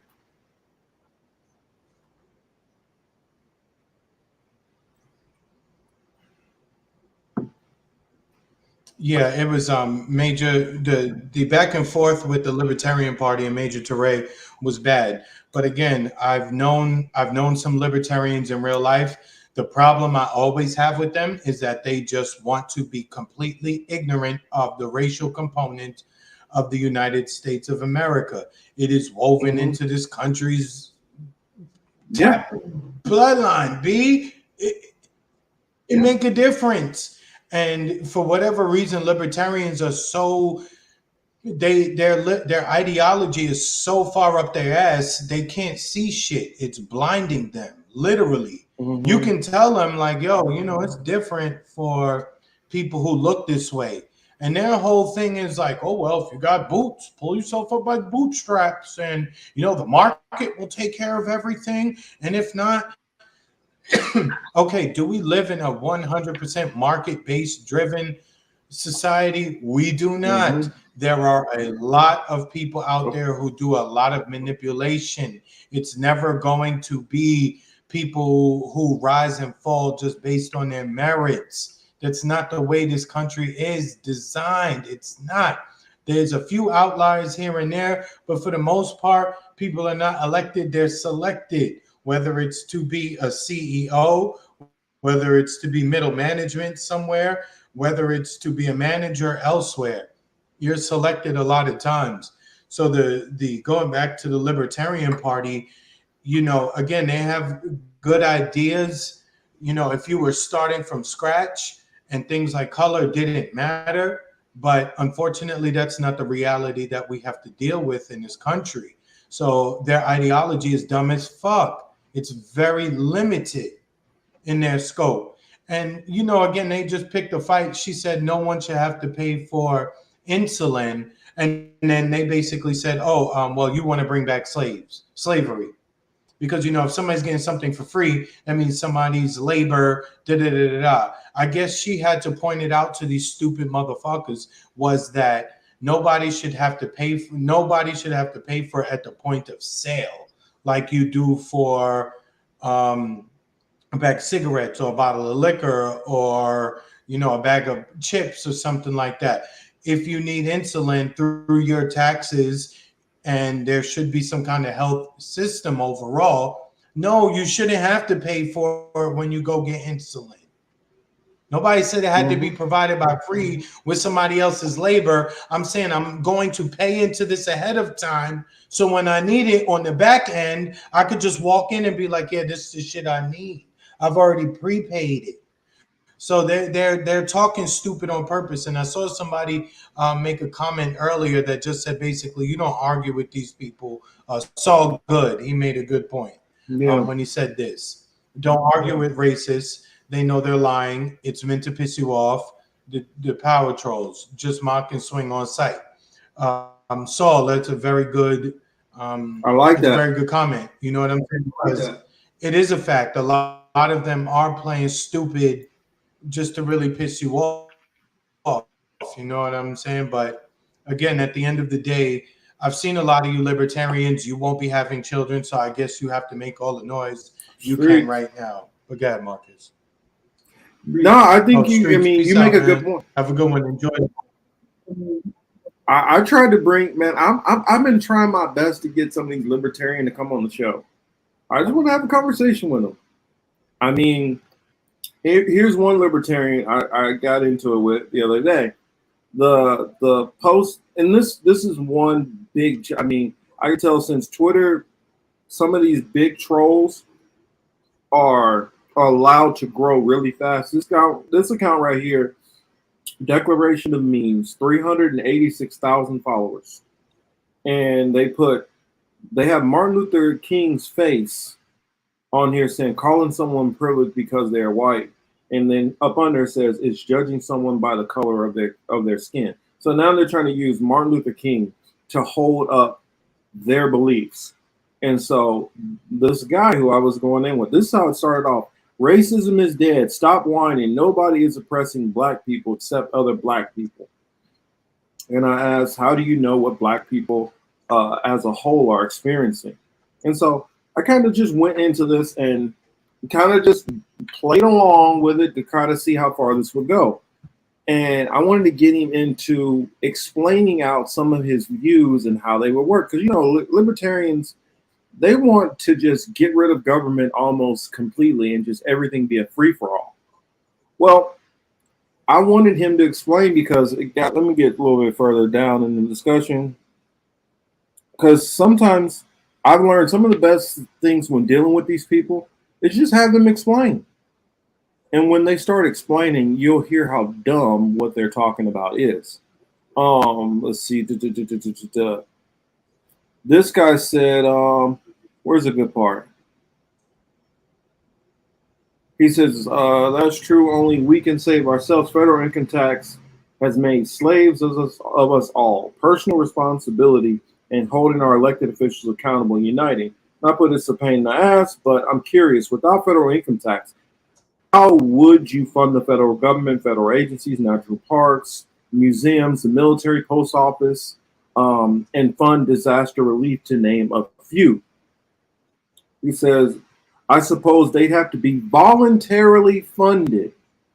And we're talking about trillion-dollar agencies. This guy thinks that somehow people are just going to volunteer trillions of dollars to keep some of these agencies afloat. Says the federal government needs to be shrunk down to a fraction of what it is. If you let states run themselves, we wouldn't need much of a Fed.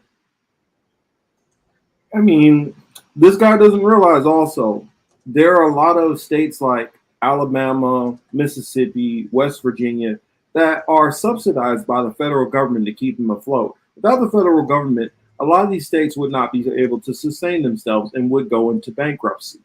I don't think they realize that. And so what would happen is these states would have to start borrowing money from somewhere else because we wouldn't have a government that has any money to loan it to them. So then at what point do you have, let's say what North Korea starts loaning money to Mississippi. At a certain point, they default, they could take over that state. Now you have this, like, I don't think that these people really think this stuff out. Like, you shut down all these agencies. okay, so what? We're not gonna have anybody. So if a person goes on the run, you have no federal agency to track them down. If you have a serial killer, if you have terrorists, you have nobody who's going to be really dealing with terrorism. You think local police departments are going to be able to deal with terrorism rings? You think what about mob units or cartels that would be more powerful than state entities? How would you deal with that? Now, granted, I do believe that there's some bloatedness in some of these federal budgets, and they do a lot of things that they shouldn't be doing. But to abolish them completely, you're saying you're not going to worry about counterfeiting anymore. You're not going to worry about a lot of things that you would just not even be able to handle.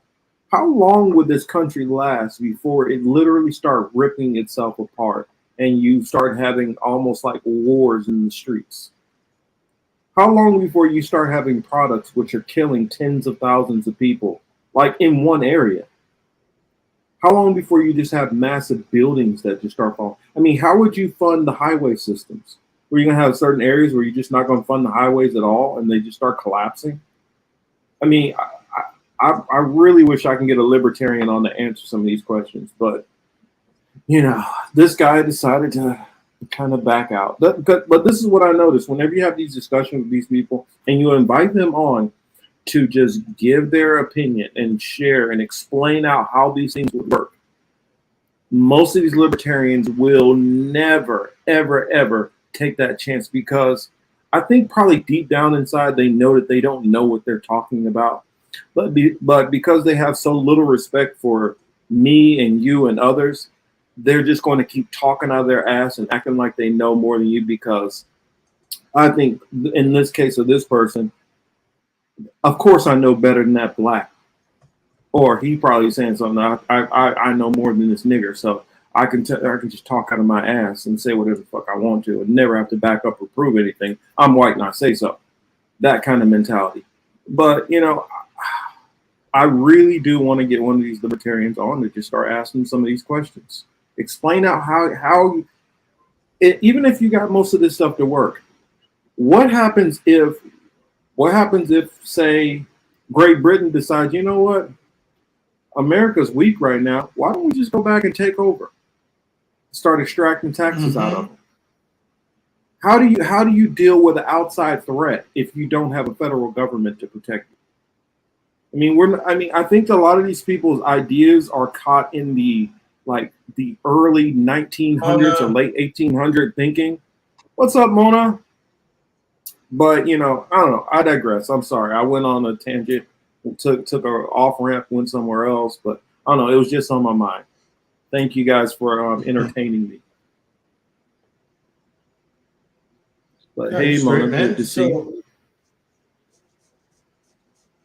So, Marcus, what's the next thing you want? Oh, well, I kind of want to stay on Hollywood. Yeah, man, this Hollywood. Well, did you get that video I just sent you? The Hollywood. Yeah, Dude does a way better job than I could ever explain it. And so I figured that we'll just let that video run a little bit. And he does an amazing job explaining all the ins and outs. Heads up, more than likely, I plan to probably go up to the Paramount studio tomorrow and kind of get some on the ground interviews. See if I can talk to some of these people and see what their thinking is and how long where they're at as far as the protests and stuff. I've heard some not so great things. Hopefully maybe Atris can boots on the ground up there by Netflix. I think that's in the Bay Area, if I'm not mistaken. But yeah, that's what I plan tomorrow to probably go do. I would do it live, but last time I think it was pretty grainy. I don't know. I'll check to see if I got good internet. I might try to do it live. If not, I might just record it and put it up later. Yeah, Pasta thinks voting matters. Poor Pasta. I love him. God bless him. But he's still. I don't know what to say. I'm like, how many times do we have to go through how corrupted it is and how many levels and Illuminati connections and how they control things and how it's controlled all the way down to like Congress people and but yeah, I don't know. Some people think they can vote their way out of this stuff. And to think, Marcus, as I said, on the prior show, how do you think that you're going to do this backing a single candidate for Mm-hmm. president and you're not changing the makeup of the United States Senate and the United States House of Representatives? The president alone is not going to be enough. Look, you could put your favorite person in there. We could fucking put Thomas in there, Hamza in there, Mona in there, Streets, Utraz, Yipper, whomever. We all agree. We all think we would want to go in the same direction. They could all become president. If Congress is still composed of the same people that's there currently, we're gonna end up hating these people because we're gonna be like, dang, y'all ain't do shit. You could have Mm-hmm. at least did this. But the fact of the matter is, you don't have a fucking movement. If you had a movement, it would be different. Y'all just not y'all people here, but the people who still on electoral politics. They're looking at single people, thinking that that's it. I mean, look, how many of them just stopped donating to AOC, right? Mm-hmm. Like she was supposed to be the next. She was supposed to be the next one, and you look at her now, and even she's against the whole process within her own private political party to even say, "Hey guys, let's hold a primary," because there may be some other Democrats who want to run. No, no, no. I don't need to see nobody else. I'm with Joe. But this is where these people. I mean, I think what it is AOC once. Well, for one, I think AOC was part of the fix. It's just now she don't have to pretend anymore. She don't have Mm-hmm. to play the games anymore because she's in. She's safe. And now the Right. mask can fall down, and now they can try to prop up somebody new. You guys can think, oh well, maybe this person. Just like this is when I see all these Marianne supporters. Marianne is not getting nowhere. I'm sorry. RFK is not getting anywhere. I'm sorry. And even if Marianne and RFK did get somewhere, one of my biggest issue with them, both of them can technically be classified as Zionists. Got a problem there. Hmm.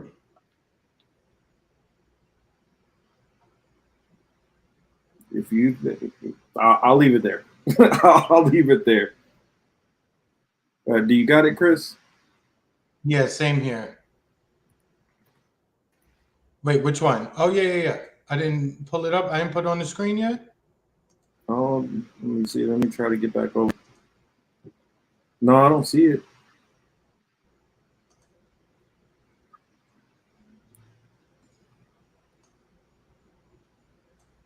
This is the one, right? Yeah. Pause that real quick. Let me Yeah. respond to Chris Mm-hmm. H real I quick. paused it. Chris H says, at the political matrix, Pasta knows that voting is whack in America. It's just this election with RFK Jr., he believes that he will be helpful because he will raise people's thinking. Um, Even if he raises people's thinking, what difference do you think it's going to matter?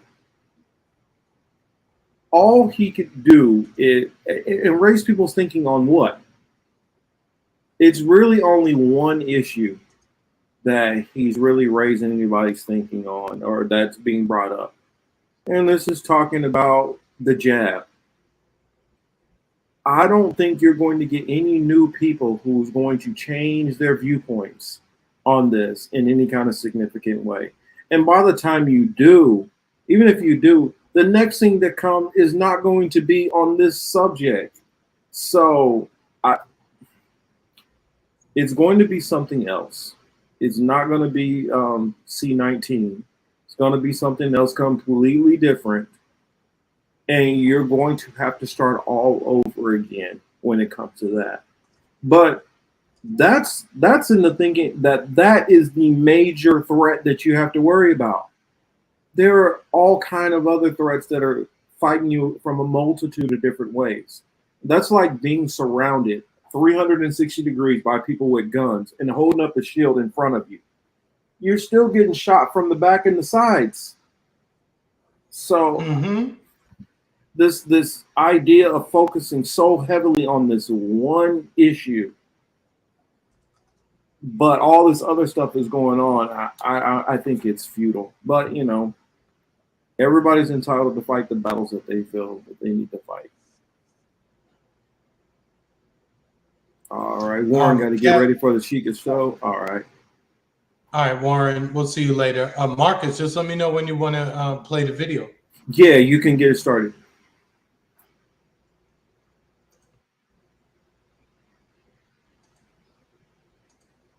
Welcome back to Nerdist News. I'm Dan Casey, and today we're taking another break from dissecting pop culture to talk about the most important things happening in the world of entertainment. Specifically, the writers' strike is now officially the writers and actors' strike. As you may have heard, on Thursday, SAG-AFTRA, the Screen Actors Guild American Federation of Television and Radio Artists, formally voted to go on strike. The guild, which represents approximately 160,000 actors and performers, will join the writers on the picket lines where they've been protesting for 70 days and counting. This is one of the biggest strikes in Hollywood history. It marks the first joint strike between the Actors and Writers Guilds in 63 years, and it's the first joint walkout since 1980. After weeks of negotiating, SAG-AFTRA and the AMPTP, or the Alliance of Motion Picture and Television Producers, failed to reach an agreement on key issues. The AMPTP, which represents studios like Netflix, Amazon, Apple, Disney, Warner Brothers Discovery, NBC Universal, Paramount, and Sony, is also on the opposing side of the writers' strike as well. Are you looking for an easy way to view and manage your mail and packages from anywhere, 24/7? Well, at iPostal,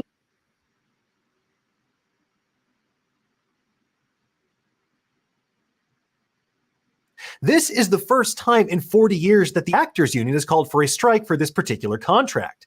During a press conference, SAG-AFTRA President Fran Drescher, and yes, that Fran Drescher, said, "What's happening to us is happening across all fields of labor. When employers make Wall Street and greed their priority and they forget about the essential contributors who make the machine run, we have a problem." Drescher continued by excoriating the greed of studio executives. "I cannot believe it, quite frankly, how far apart we are on so many things. How they plead poverty, that they're losing money left and right when they're giving hundreds of millions of dollars to their CEOs. It's disgusting. Shame on them. They stand on the wrong side of history." The Actors Guild is protesting exploitative business practices created by the streaming economy. The issues being negotiated are very similar to those of the writers. One of the primary issues is dwindling residuals payments. Performers receive these payments whenever a project they're in is syndicated, aired elsewhere. Marcus, I paused it because I wanted to, include part of the issue is technology and artificial intelligence. They talk about Oh, okay. I think around like the 4-minute mark, he's going to talk about it. Or reused by different entertainment networks. In 2022, writer Kira Jones illustrated how the issue of declining residuals affects screenwriters. On Twitter, she wrote, "In case y'all are wondering why a WGA strike may be impending, my first residual check for the broadcast show I wrote on was $12,000. I just got my first residual check for my streaming show, $4.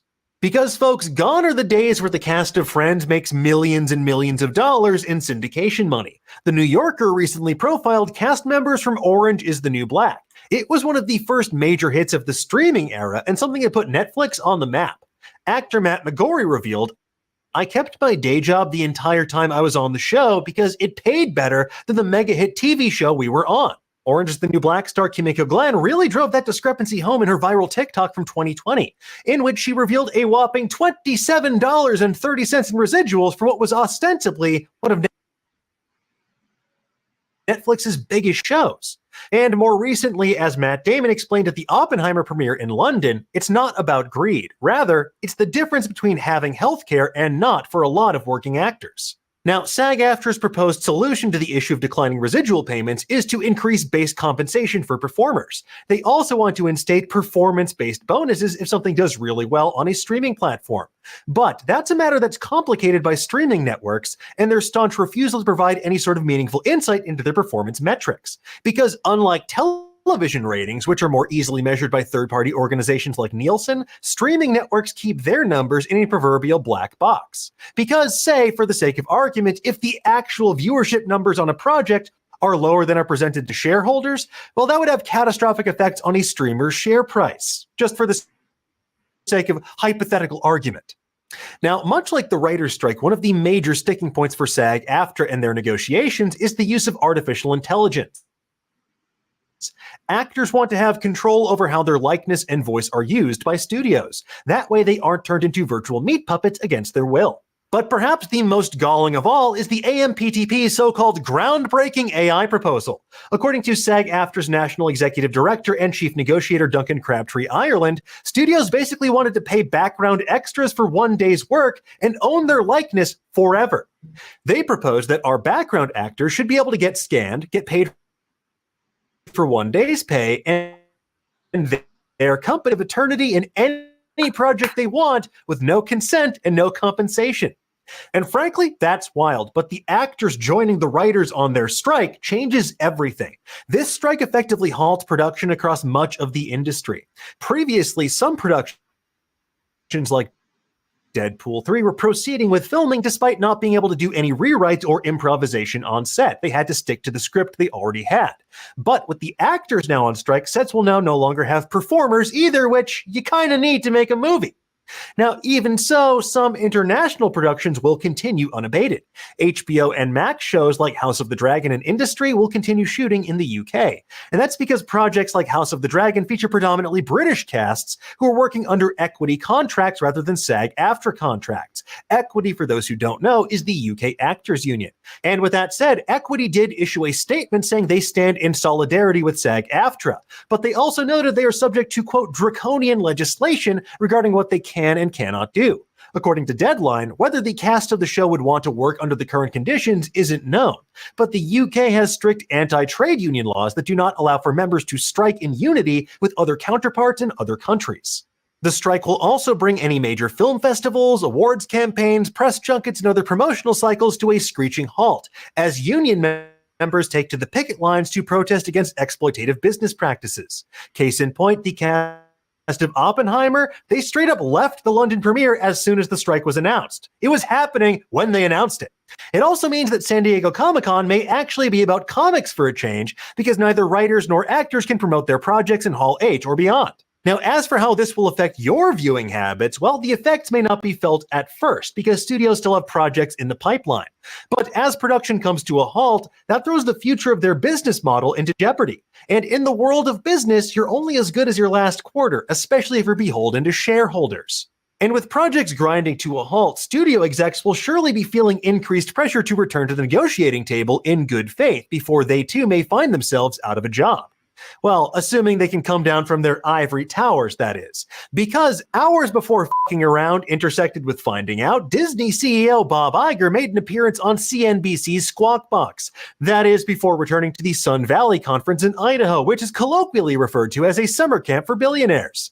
Now, Iger, who could be paid as much as $27 million this year, recently signed a new deal to keep running Disney through 2026. He described the level of expectation that striking writers and actors have as just not realistic. And that's particularly rich considering that Iger is one of 8 studio execs who made a collective $773 million in 2022, while other workers struggle to pay their bills. While all this has been happening, industry trades have run several pieces that kind of feel like they're placed by studio reps from the AMPTP. One Deadline article, perhaps intended to demoralize striking writers, contained an absolutely ghoulish sentiment from unnamed studio executives. The article read, "The end game is to allow things to drag on until union members start losing their apartments and losing their houses. Acknowledging the cold as ice approach, several other sources reiterated the statement. One insider called it a cruel but necessary evil. Do you know how cartoonishly diabolical you sound? F you. And that sentiment seems to imply the strike might not be over anytime soon. I've heard rumors running the gamut from August to December as far as how long this strike could last. It's part scare tactic to discourage writers and actors who are hurting financially, and part war of attrition. But unfortunately for studios, in this war, it increasingly seems like they're only shooting themselves in the foot.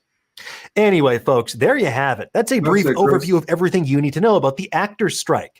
Godspeed and solidarity with all of the actors. Yeah, so like I said, that he really goes into everything in that one. That's why I wanted to share that one. So what's your thoughts on that?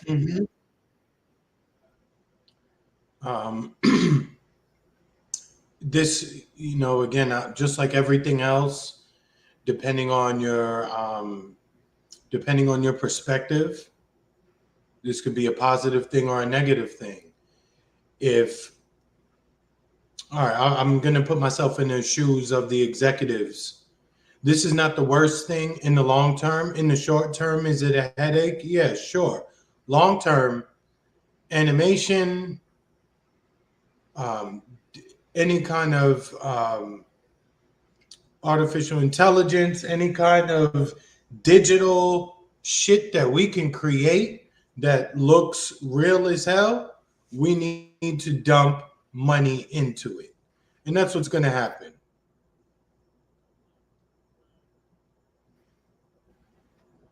Am I the only one frozen? No, I'm frozen.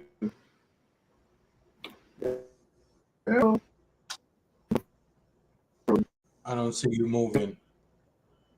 Can you guys, if you guys can still hear me? Yeah, well, I can still hear you. Oh, okay. There we go. I figure I'll just throw me on mute. You guys don't have to see my ugly face for a moment. But I don't know if you guys seen the what was it? The Black Mirror, that Black Mirror episode. You know what I'm talking about, Chris? Which one? What was it? Where the girl, she did something. Joan is awful. That's what it's called. The first episode is called Joan is Awful. And in that episode, Joan is Awful, this lady gets home from work, and everything that happened to her throughout her whole workday was part of the Netflix show. And so literally everything that this woman was experiencing was on the next episode of the next show. Now, it kind of dramatized some of the stuff a little bit more, but it was pretty much dead on accurate to what was happening in her life. And it was like ruining this woman's life. Like, you know how, like, say for instance, if we had a conversation like, oh man, my boss really sucks, and if I had the chance, I would punch him in the throat. And then he clicks on Netflix, and then he literally watches a version of somebody acting like me with my name, and then me talking to a version of you, and we're talking and having almost the exact same conversation. Now, we might be enunciating a little bit different. Like, I might have said it like, oh yeah, man, yeah, if I could, man, I would punch my boss in the throat. And then it does like a dramatized version, like, man, when I get a chance, I want to punch my boss in the throat. And that's kind of what it did on the show. It took everything and kind of changed it up a little bit, but it was CGing everything she was saying. But basically what they did is they took, what was it, Selma Hayek.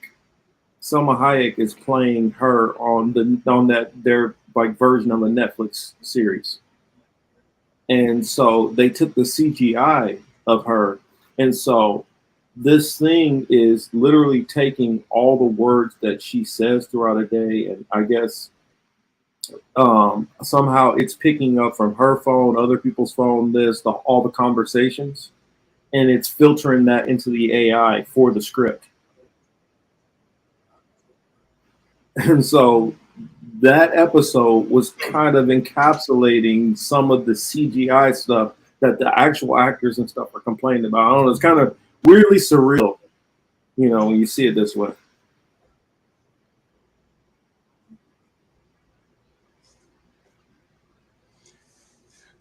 You know, Marcus, this is going to affect a lot of people's checks, as the guy in the video said. Mm-hmm. It's going to be very interesting to see how long they can sustain this. You know, it's just like the sports, right? There's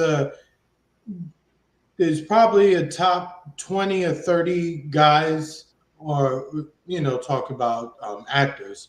There's probably about 30 or 20 or 30 men and women who make big bank.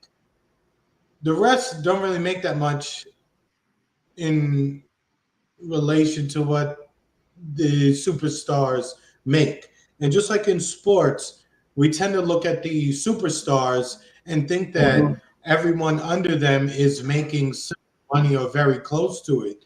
No, they don't. The vast majority of dudes in the NBA will leave the NBA and not be a millionaire. They'll have to get jobs after they're finished playing basketball. Mm-hmm. Yeah, I mean, I think it's what, like, it's like, I think it's something like 2,000 NFL players. Out of the 2,000 NFL plus or minus, I'm not sure what, since they've expanded the numbers, but I know it used to be, they used to say 1,800 players. Out of that 1,800 players, there's maybe like 150 out of the 1,800 who make $1 million salaries. Like, I know plenty of people who were in the NFL. They were making, like, I'm not saying that they were making garbage money, but for what they're doing to their body and all the medical bills that it's going to take later to pay for all that. I mean, some of them are making, in a 4-year deal, they're making $230,000. So if you take that $230,000, split that apart, I mean, that's like $70,000 a year. That's not making a lot of money. Mm-hmm. I mean, especially for tearing up your body for the rest of your life. So I don't think, I mean, some people who, you might hear about the guy who, oh, he signed a 1-year, $150,000 contract.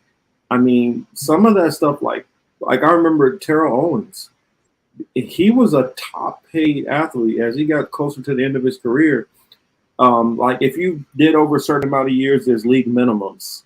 But like a league minimum for a veteran who's done like 12 years in NFL, it's like $400,000 a year. Now, you would think if you've been like a guy who's making multi-millions of dollars, and now they built up, you know, they bought the big giant house, they bought most of their family, all of these houses and cars and all that, and now they have this expensive lifestyle. Now all of a sudden you go from making $3 million a year to now $400,000 a year. That's going to hurt. And this is for the top tier athletes. This isn't even talking about the guy who stayed on the practice squad for 8 years in the NFL. They live their lives like how we do, essentially, on some level, right? Except they just have bigger ticket items and purchases and leases and things like that, because they make far more money than we do. But in the reality is, they go and get all these things. They don't even have their check yet. It's just that the dealership knows that you're a basketball player, right? The real estate people, they know you're a basketball player. You're going to get a check. You know, homeboy at the jewelry spot, he knows you're an athlete. You're going to get a check. So whenever you get paid, whenever these dudes get paid, you know, it's kind of like child support. They got to give some money to the dealership. They got to give money to the jeweler. They got to give money to all these people who fronted their money. So they end up going in debt quite quick because they don't know how to manage their shit either. That's a different topic, you know, for another day, but that's what happens. Oh, and you did bring up child support too. Think about how many of these dudes hit child support and say for instance you had $1 million contract, and then you go to child support for say the 3 kids that you might have had with this person, they put you on, $6,000 a month each kid. Let me switch that around. I don't want nobody to say, well, $10,000 a month. So now you're paying $30,000 a month because you had a multi-million-dollar contract. Well, what happens? You have a bad year, knee injury, shoulder injury. Now you come back and you get re-signed to a team, and you're not making $3 million a year. You're making $250,000 a year, and now you still got $30,000 in child support that's coming out. Mm-hmm. What do you do then? I mean, Kanye had that song. You'll see him any given Sunday, and he'll drive off in a Hyundai. I mean, it's a reason why some of these people are in these shoes. I mean, I remember I used to always make the argument and defend a lot of these athletes, because people are like, well, it doesn't matter, they get paid all that money. It's not even about necessarily, even the ones who are getting paid well, it's not even about how much they're making. How much do the owners make? Do you guys realize, okay, say you're not going to pay the athlete all that money, then that means all the rest of the money is going back to the owner and the executives. So you're taking people who are literally worth billions of dollars and giving them hundreds and hundreds of millions of dollars extra off of the backs of these other people who made the money for them. Yo, Marcus, it blew my mind when I found out that Mickey Arison, who is the owner of the Miami Heat, is also the owner of like Carnival cruise ships. Mm-hmm. You know what I mean? That literally blew my mind. Well, so, like for instance, Bob Kraft. Bob Kraft is part of the Kraft. He's part of the Kraft Foods empire. You know how much money this dude is rolling in? I mean, and there's a lot of these people like that. It's a lot. How about lower ticket prices? That would be nice, but they're not going to do that. They're not going to do that. That would be nice if they lower ticket prices. But you know what? As you watch sports, that's like Sunday ticket. Oh, go ahead. If that's why when you look at these arenas, look at the arenas, scan the crowd, particularly those rows that are closest to being on the TV, 365 degrees around that, right? As they pan and show you different angles and times. Just pay attention to that crowd, see who's there and see who's not. I mean, you got to think also. And you could tell it's purely. You could tell it's a lot of money. Yeah. I mean, also, not even just the ticket sales. How much are they making off of the TV money, the commercial money? That's where the money really rolls in. When you see that Gillette commercial or a Bud Light commercial or, Acura dealership, all of these people are literally spending, hundreds of thousands of dollars just for those couple of minute TV ads, which they're running during the game. And then they're getting a portion out of these athletes also. It's the same kind of scenario which is going on throughout the whole entertainment industry. The big time executives sit back. And so even though we see some of the people who are the highlights, they're getting good money and they're making decent amount. There's a whole lot of other people who are getting screwed over. And it's no different than a lot of us in our regular work day, where there's a couple of people in there who balling out of control.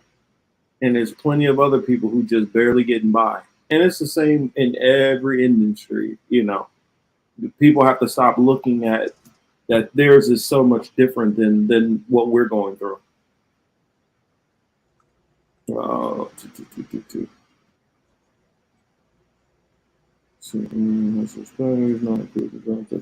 house and blow up now. I'm not surprised, Himkar. I'm not surprised. Oh shit! I'm about to get Thomas in trouble. He said he's gonna look up hentai. Oh no! your search is gonna be looking crazy. People are like, "What the hell was I he know looking up?" And so I told her to do it on an incognito browser, kid. You don't want to. You don't want that on your regular search. No. It's just like, man, if You don't want that. it's a good thing that we have a show, so that I can always be able to like look back to my show where I talked about this is why I had to look up this stuff here, because there's a lot of stuff that I would have trouble. People be looking at me sideways if they just went through my search because of the shows that we do. They'd be like, "Why is this person looking up all this weird stuff?" But you have to look up a lot of weird stuff sometimes to follow the trail, see where this stuff goes.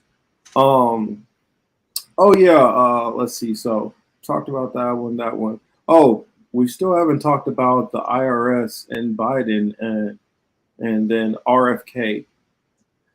We got those two to talk about. So whichever one you want to go with, sir.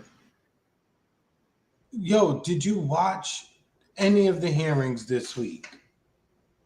I didn't watch any of the IRS stuff. I kind of heard a little bit about them, but I did watch some portions of the RFK and the censorship stuff.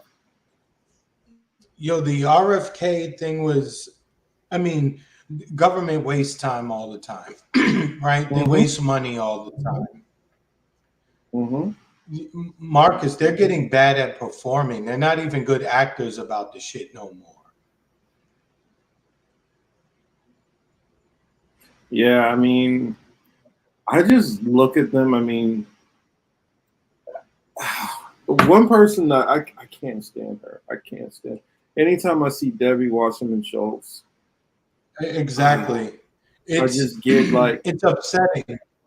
It's upsetting to look at that lady, because she is so full of shit. She's just going to play up on one half of her ethnicity or of her background or of whatever it is. She's going to totally ignore the other one, and she's going to try to make herself seem like the biggest victim that the world has ever seen. She's going to be on the Mount Rushmore every single time.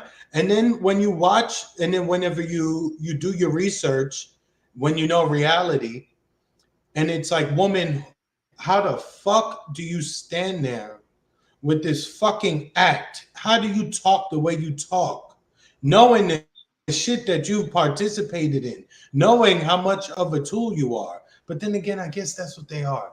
They're hired to do that. Yeah, duh. Yeah. Never mind. I mean, never mind. Yeah, bro. I'm listening. I'm going to get more Jameson. Yeah. Okay. Yeah, I mean,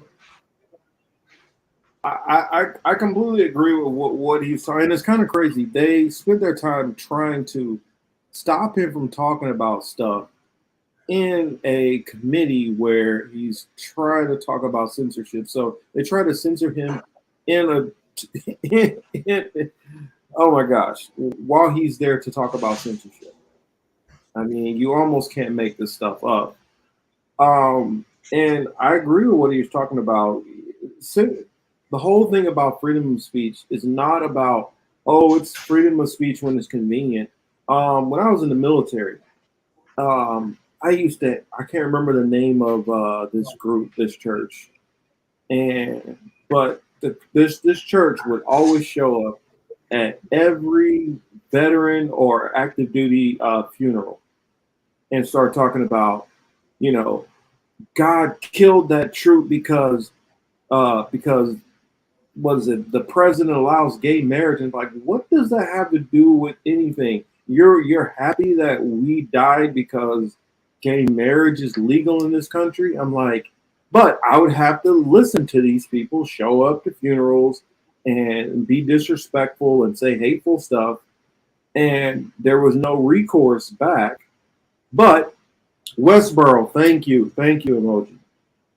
I could not stand those people, but they would always do this crap. But it's freedom of speech.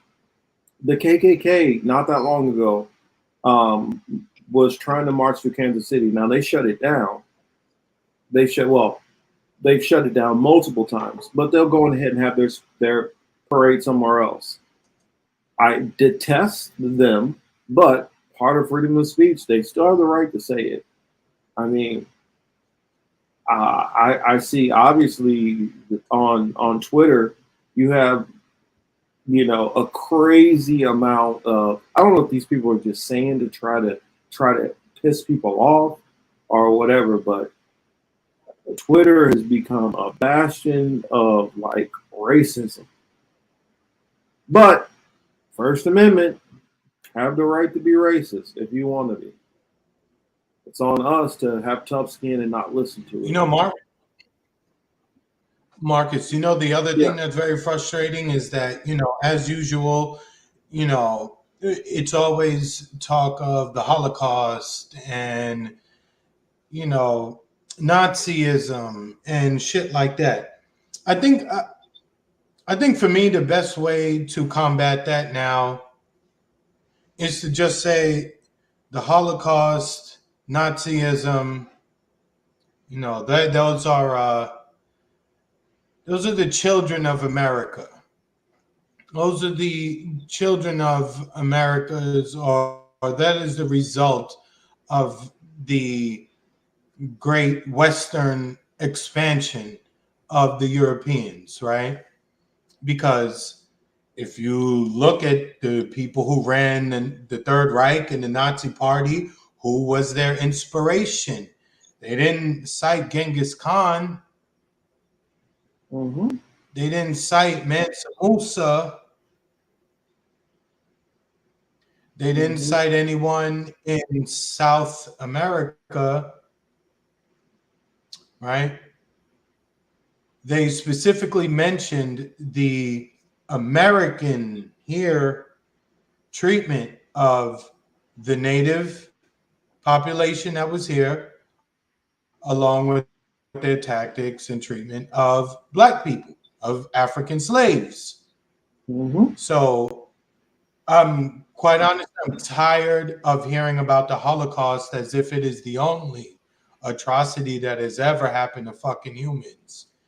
I think we should just start telling them, you know, you want to keep talking about that as if, you know, that's just the Nazi, as if that's just the German thing.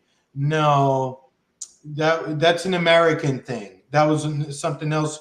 That was one of your first outsources, right? That's one of the first thing you outsourced was how to treat people on a level that is less than, on no level of humanity, right? What they say, subhuman. So I'm just tired of hearing the people like Debbie Wasserman Show carry on the way that she does at the mention. And all RFK said was, yo, based on the data and the studies coming from your fucking official people, is that the people who are less affected by this COVID shit seem to be Chinese or Asian people and Ashkenazi Jews, right? Did he say Ashkenazi Jews designed this to only affect other groups and not them and the Chinese? No, he didn't say that. He said, but Chris, the way that... Chris, when you got a guilty conscience, you say things like that.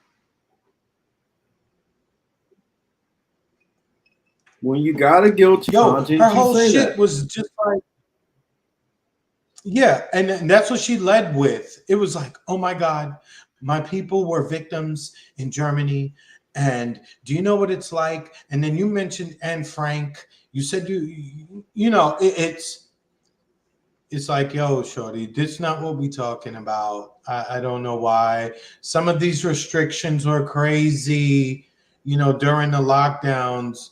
Some of what was proposed that may not have come to pass, some of it was crazy. In other countries, we saw crazy shit. For instance, Dominican Republic, they was driving by in a hood, snatching up chairs that people were sitting on in front of their house. So, I mean, let's not act like people didn't get crazy during this time period. So for someone to say that, yo, some of this corona lockdown shit worldwide was reminiscent of a particular time, you know, in the 20th century, Western Europe. All right, they're not so far off in saying that, because all of it was bad. All of it, the warfare, all of it, not just what happened to that particular group. I mean, they was when the bombs flew over the cities in France and England and Luxembourg and the rest of it, wherever, like those bombs didn't say, okay, don't affect that particular group. It was everybody.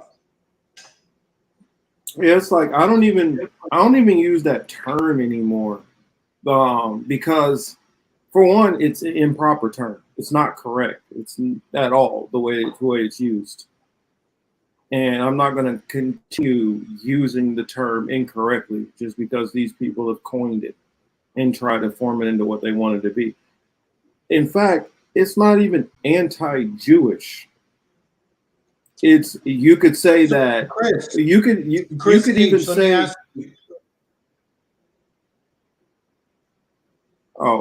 here, I'll say this. I wanted to ask Chris H. He said, what happened in Germany? Oh, sorry. Yeah, I was going to say this. No, I'll give it right back to you. You can say that it's that you didn't use, like, you probably could have used better wording, or that was kind of what's the word that I'm trying to think of, where you don't use something where it's not tasteful or whatever, where it was out of bad taste that you use that reference. You could say that, but when you say anti, you're literally taking away what anti actually means. Anti means against. It's not tone deaf. That's the word I was thinking.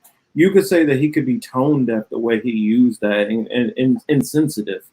But it's not anti anything. It's not anti means that you're against, that you're against somebody, a hatred, a bigotry. That's not that. That's not that at all. That's not anti-Jewish. I don't use the the AS. Yeah. Yeah. Oh, but go ahead. Well, you know, Chris, what happened? Chris's comment is what happened in Germany is important history in and of itself, that there is a lot that happened that can inform us now. Let us not, and then he says, let us not talk like conservatives around what happened in Germany. Let's not let a fraud like Debbie poison the pot. No, of course. We're not saying that. However, there were a lot of atrocities. I mean, let's look at Congo. What happened in Germany was nothing. If you look at what happened to those people, right? If you look at what the European mindset and what its export does, its greatest export is death and destruction and just all of the nasty shit that comes with it. The German experience was not a good one. I'm not saying anybody should repeat it. However, if we're looking on the scale of Holocaust and, like, you know, destruction on a level, I mean, look at what this guy Leopold did. Like, it makes the dude in Germany and his whole team like they wasn't trying. So what? This what first. Let me finish real quick, Marcus. This what frustrates me is that when it comes to World War II and Germany, we have to we have to treat it like the Olympics, and we have to put that on top. We have to give it the gold medal and say that, look, this is the worst thing that ever happened to people. And if you don't agree with this, then that means you're supporting of what happened to those. You're supportive of what happened to those people. No, we should be able to walk and chew gum at the same time. There have been a lot of atrocities committed in the world coming out of the European idea, whether it comes from, you know, aristocrats or whether it comes from the Vatican. The shit that come from that place, what they export is death, depravity, and just bad shit, regardless of when and where it happened. It just is what it is. My bad, Marcus. Go ahead. No, I guess I would say that I've always found it, I don't know, a mild irritance to me that other atrocities in the world, you can say that this is kind of like, this is like the group, man. They're acting like they're acting like the Japanese internment camps, and people could say, well, I don't think it's that bad, or no, okay, yeah, I get you're being hyperbolic, but I get your point. You could say, man, this is as bad as the Congo. You could say, man, this is, man, they got these people on here like they threw natives on the reservation. You can say all kind of stuff like that. You can say, man, they're doing them like the Japanese did the Chinese. You could talk about, oh man, that's like the 20 million Russians who were murdered. You can name all these other atrocities and you can compare stuff to that. But for some reason, like Chris was saying, this is the only atrocity in the world that has to be like separated as if it is the worst thing that ever happened and nothing even gets close to it.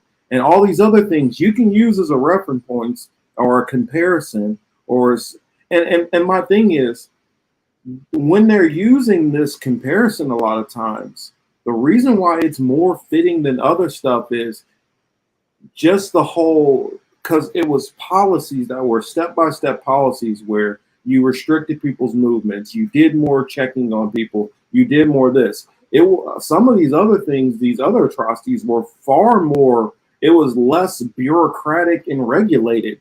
A lot of this other stuff was just like, yo, we're going through chopping arms and heads off, and it's no papers, please. Okay, you go sit in this corner, and it was a lot less bureaucratically headache, and then that situation advanced on levels. But these other things, some of these situations that were far more brutal in nature and dealt with far more human beings and lasted a longer period of time, they're able to be used as reference points in comparison. And this one thing is not.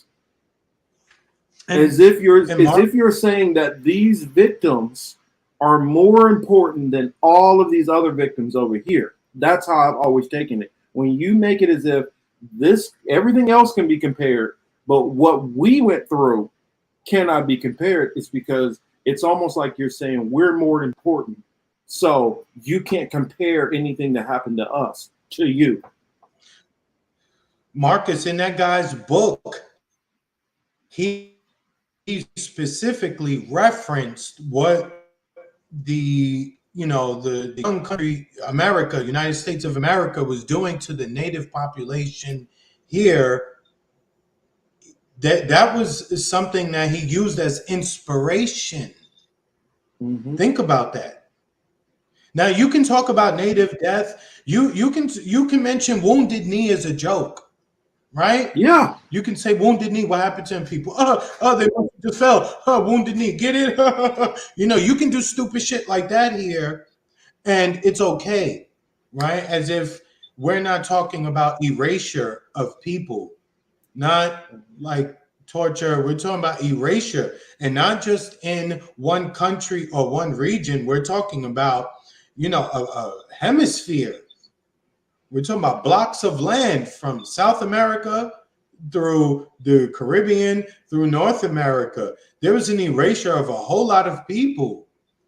And the dude in Germany and his whole, the groupthink behind the leadership in Germany during that time, they used that as their reference. That was their that was their Bible. Like, yo, we want to get rid of people, etc., etc. Who can we look to? Who did this before? Their Google search took them there at the time, right? Their Google search said, hey, this place over here across the Atlantic, they dealt with human beings in this manner, and they were very successful. They built off that.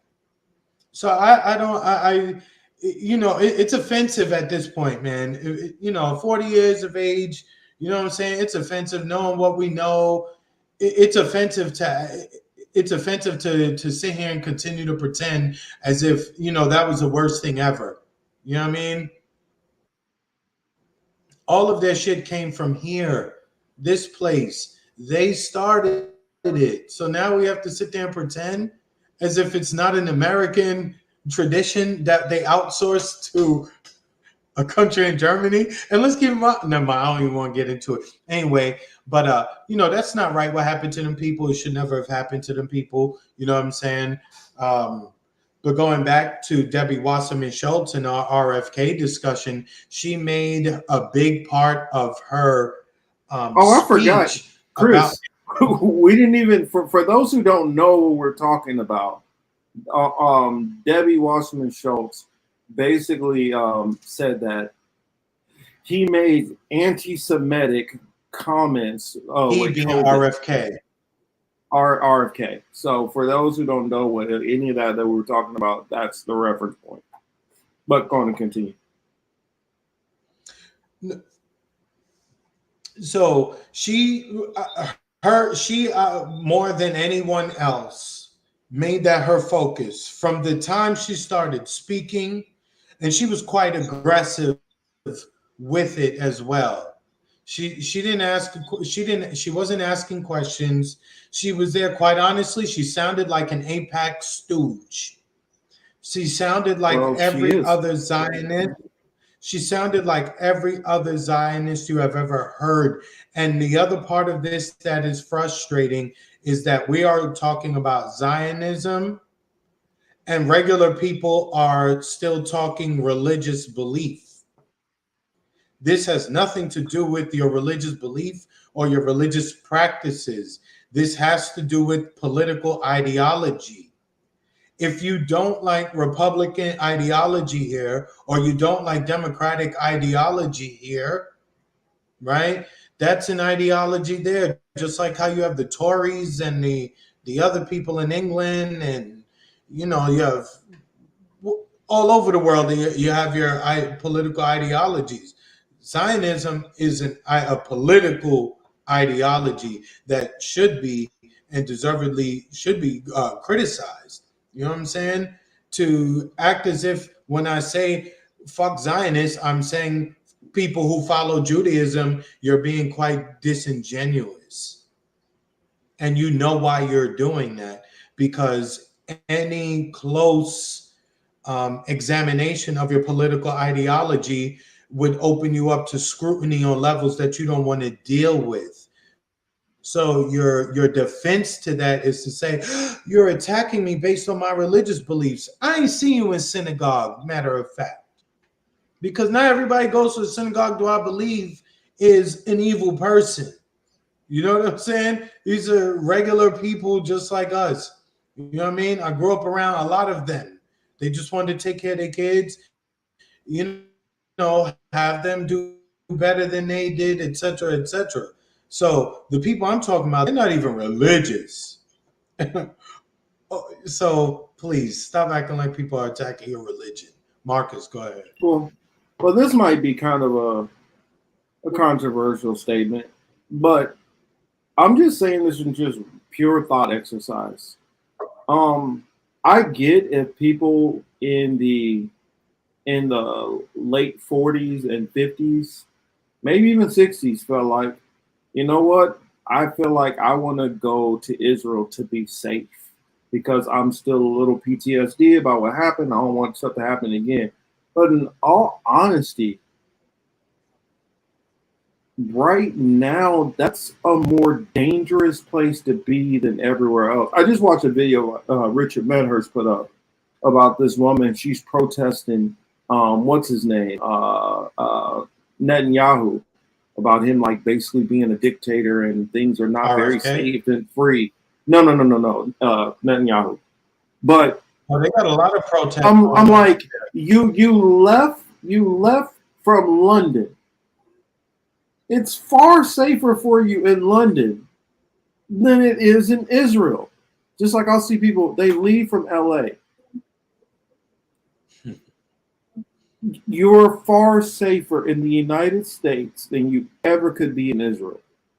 I don't get why you even now. If you say you want to go there because you believe that's your religious homeland, or you say you want to go there because it's the Holy Land, you say all these other things. That's fine.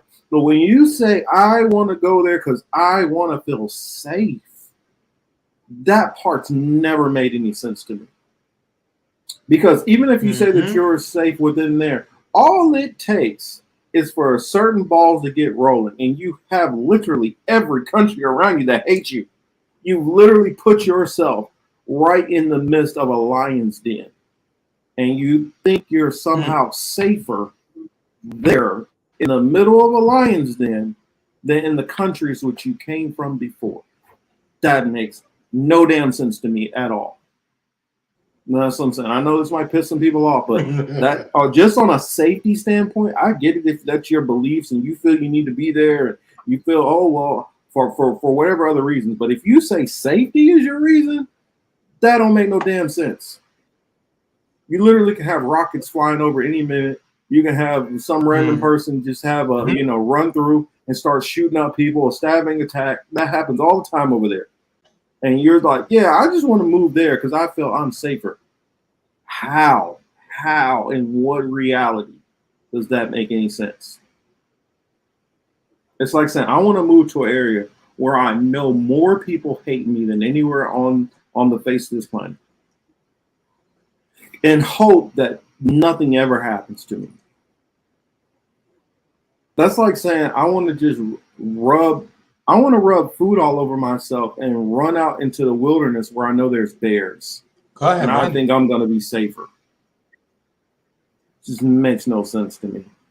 But I know we kind of took a massive detour, but I feel like RFK should have the ability to say whatever he wanted. All of us should have the ability to voice our concerns as far as all the stuff that was going on with the mandates, all the stuff that was going on, just in general. I'm trying to be careful how I say this, but because even though they put out, word that they were going to relax their standards on a lot of this stuff, since so many things have been going kind of back and forth, that doesn't. They're still going. I mean, they're still true. They're still going by the guidelines and treating people as if this was 2 years ago or 3 years ago. As far as how you talk about COVID, you still cannot talk freely at all, and you can't even. I feel nervous talking about stuff that they've even said that's okay for you to talk about now, because YouTube tells you one thing, but they'll go after you still for the same stuff that they told you can just do. So, I mean, I feel like y'all let him speak, and y'all don't have to agree with him. You can be like, nope, I think this dude is crazy. Just like how they were talking about Rogan. Oh, he's eating horse pace. You can say all the stuff you want to, but the fact that you guys will not allow conversation to me shows that you guys are even more scared that you don't have good responses to what they have to say. Oh, sorry, go ahead. Let me ask you. So, what do we call, a government that dumps a highly addictive drug into specific neighborhoods? And knowing that not only were they going to become addicted to the substance, that they were going to also create turf wars over the money that it generated. And you were also going to be able to grow your prisons based off the activities of this. So what do we call that? Because we don't have a term for that. We don't have a word for that. Because, when we try to describe that, we just call it the war on drugs. But, we don't have a hip one-liner, or we don't have we don't have anything to do it other than to say, the crack era. You know what I'm saying? I call that. What do we call that? Because that was very targeted as well. Government. I call that government conspiracy, right? To destroy the inner cities.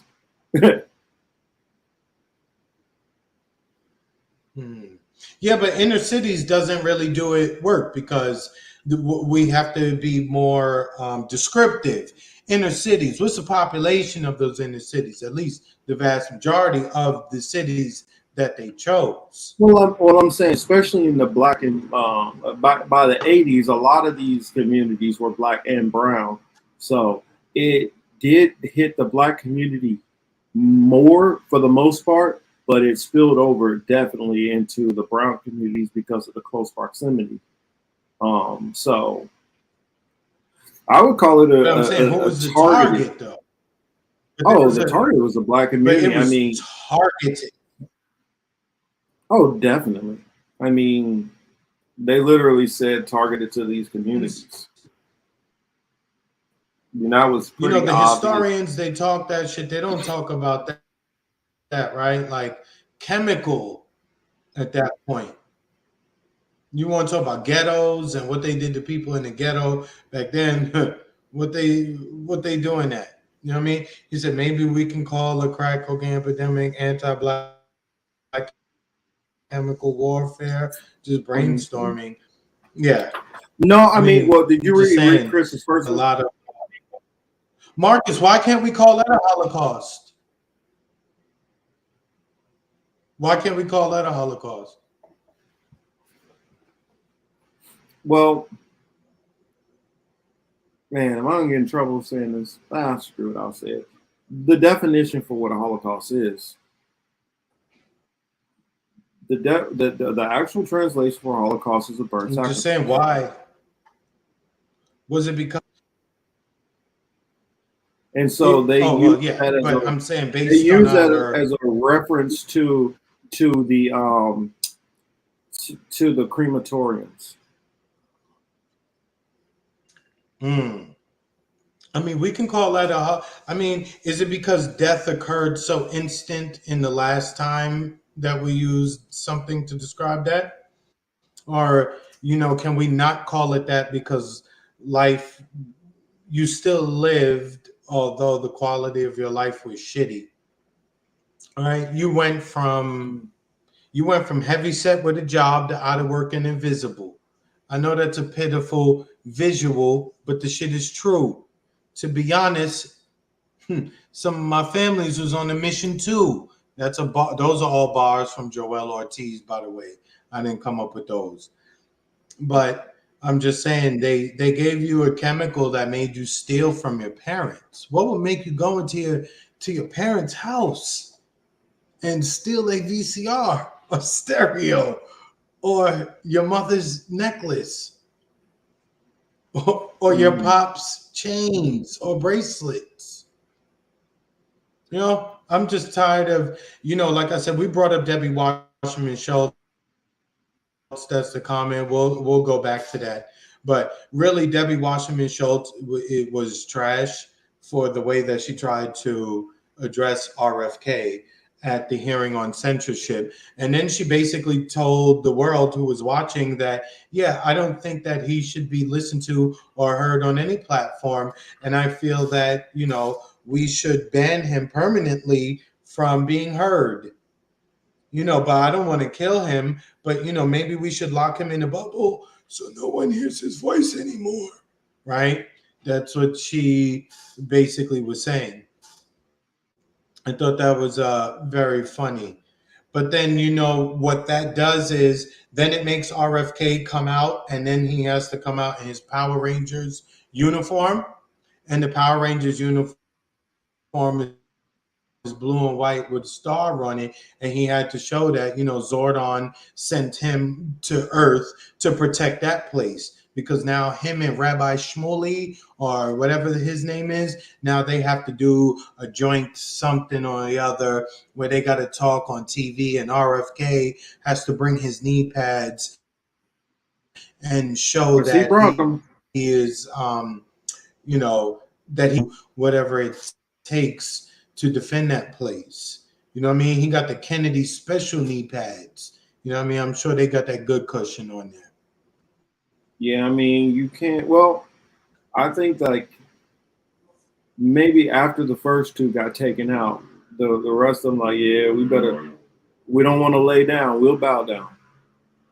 But I want to respond to Chris H. He said, I get why they feel safe in that country. One of their people isn't gonna do the type of racism to them. I see a lot of Well, but here's the thing: who is doing racism to them here, for the most part?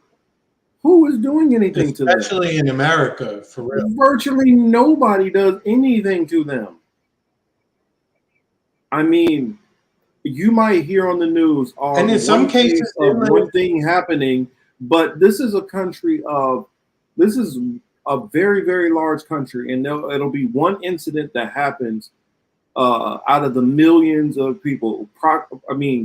Probability wise of something happening to them because of their ethnicity or their identity is extremely low in America, extremely low. They have a far higher probability of something happening to them over there, far higher. And then you said, yeah, they have a similarity like a Dr. Umar, but Dr. Umar, this is what Dr. Umar doesn't think about. How did black people get into the transatlantic slave trade over here? Who rounded us up? Who did most of the rounding us up? But Dr. Umar mindset is, I'm gonna go right over to the very same people who admitted that they sold my tribe away. The very same people, and I'm just gonna trust them with all my heart. To me, that's insane. To me, that's flat out insane. Yo, you talking? Like, you just said something. You just said something right there, homie. I can't knock you. You just actually said some shit. If anything, you need to be trying to. I feel like now, if you were trying to go, okay, the people throughout the diaspora, all of us who got spread to all these different areas, and you're like, okay, so some of y'all who were in the UK, who you in Canada, you in the United States, y'all through the Caribbean, y'all throughout the Americas. Okay, let's link up and let's click up. But automatically just trusting the very people who, and the only reason why a lot of those people are so willing to click up and link up with us now is because, oh, we create all these cool and popular things. So now you like to be a part of us and cool with us now. But your ancestors had no problem rounding us up and getting rid of us and kicking us out and stealing our land. And you want to go back over there and trust some of these people. I mean, I don't know if y'all have heard some of the stories that have been happening to some of these people who have followed the right of return. How they kick some of these people out of their homes. Just thinking, man, that old phrase, all skin folk ain't kinfolk. And all you black people who keep doing this, thinking that, I just need to just click up with every black person around the planet. Do it at your own risk. Just saying, do it at your own risk. Because what's to tell you that the very same people, now keep in mind, we're talking about the very same people a lot of times who sell out their own country for Western interests. The very same people a lot of times who sell out their own people for Chinese interests. And you're saying click up with them. They're not going to do that to us, even though they do it to the same people who are in their own country with them right now. Go on ahead, Pan-African. Trust all you want. Now, I'm not saying that there ain't some of them that you can click up with and be cool with. But be careful, because the sub-Saharan slave trade, how do you think a lot of these black people got into different other countries when you start looking at certain parts of Asia?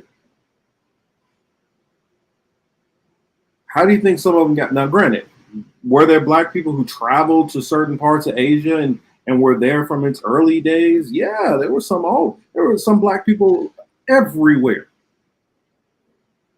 But there's also certain waves of people who got there through slavery.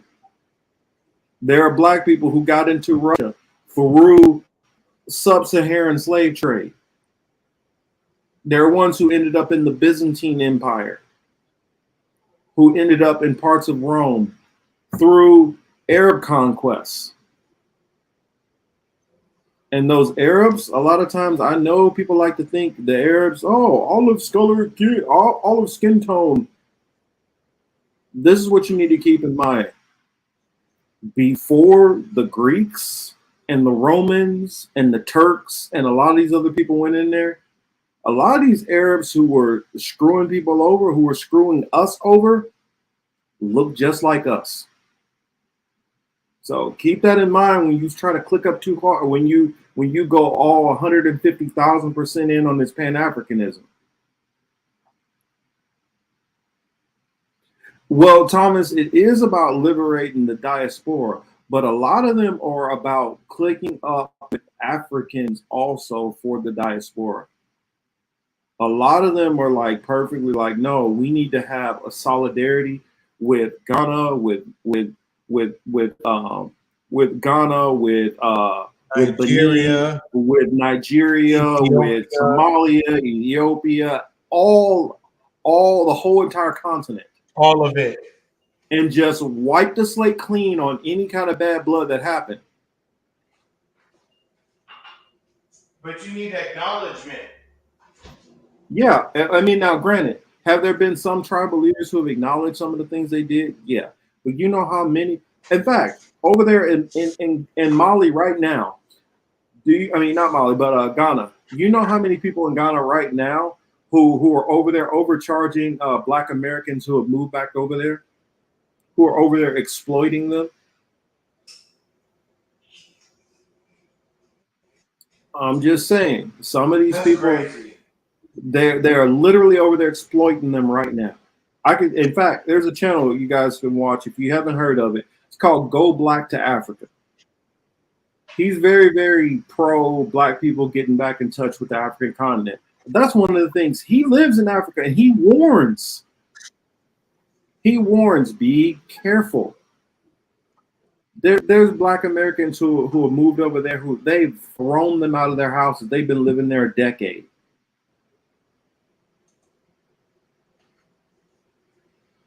Yeah, I mean, so don't just think because you'll get over there to Africa and then you'll be perfectly fine.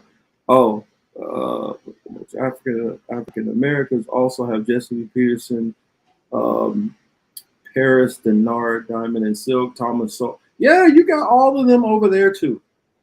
You got ones who screw over their own people. So what do you think they'll do to your American ass? Or British ass, or Canadian, or whatever Black, wherever you coming from, Panama, whether you coming from, that part of Mexico where Yanga came from. It don't matter where you coming from. They'll be, we're so glad you're back home, and they will exploit. Plenty of them who exploit the fact of you are trying to rekindle this relationship with the continent of Africa. There are plenty of them over there who will swindle you just as quickly. Just like how in the Black community right now, other Black Americans have no problem, some of them, with putting a gun right in your face and taking everything you got and taking you away from your family that moment. So, do I believe in building up and trying to build a community and all that? Yeah, but you better be careful. Because just as much as you worried about this person over here and this person over here and this person over here, you got to worry in-house also. So you ain't safe on no front. Oh, that's a whole fact. You always got to watch your back in your own hood. But it's funny. We go from, them trying to shit on RFK. The whole RFK phenomenon thing is kind of weird. One, his voice alone tells me that he will not get elected. Nobody wants to listen to that guy talk all day, every day.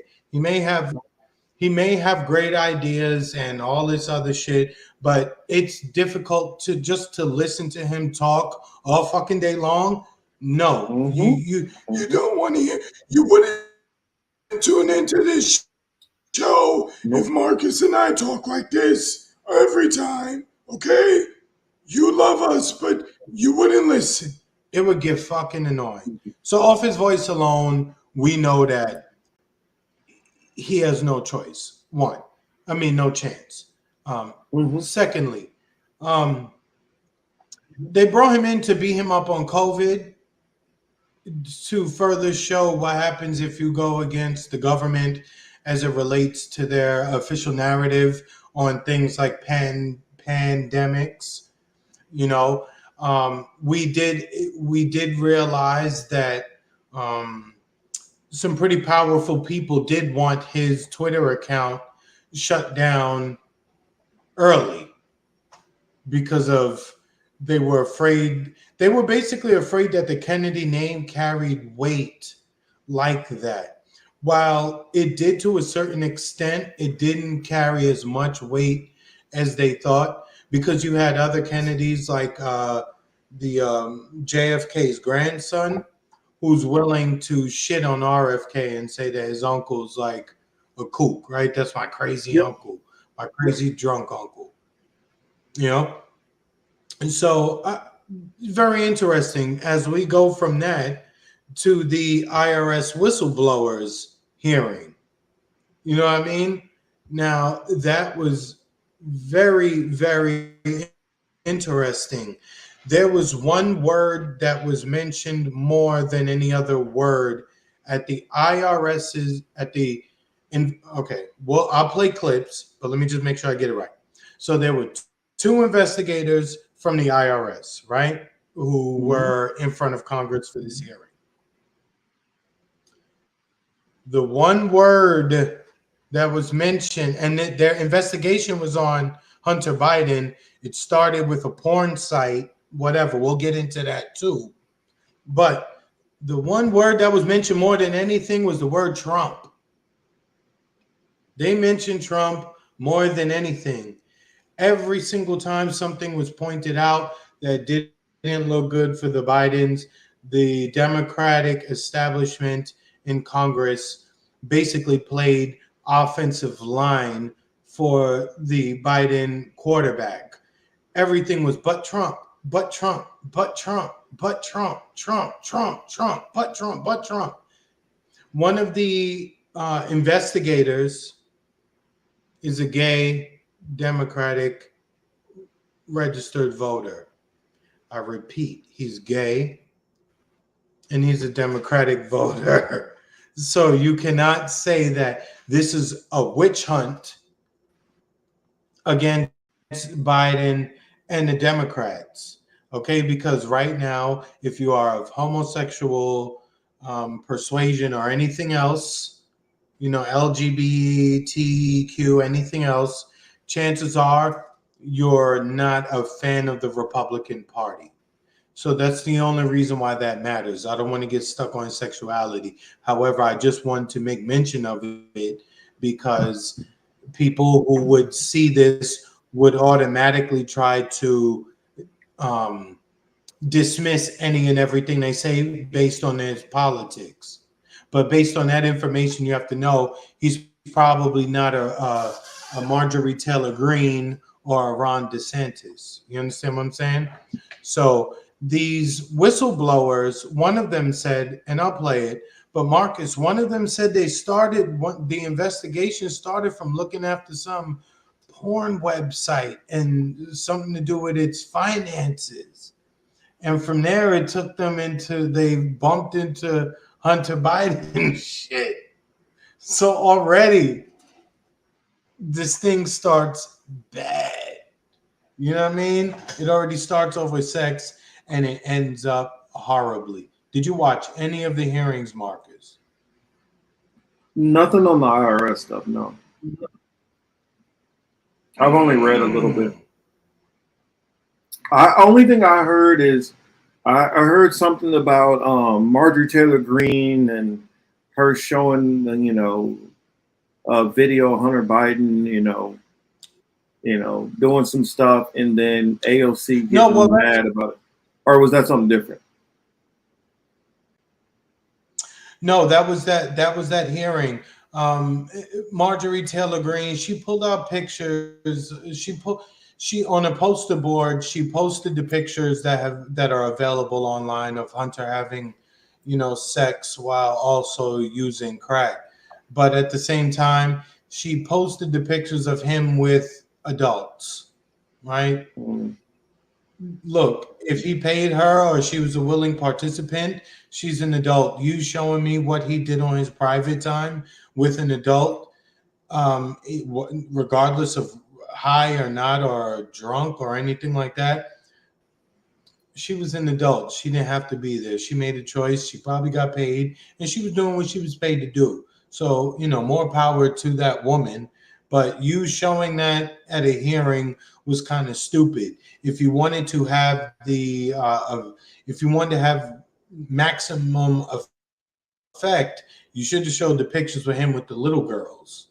If you really wanted to do that, because there's pictures of that guy with little girls, girls who are like middle school type shit.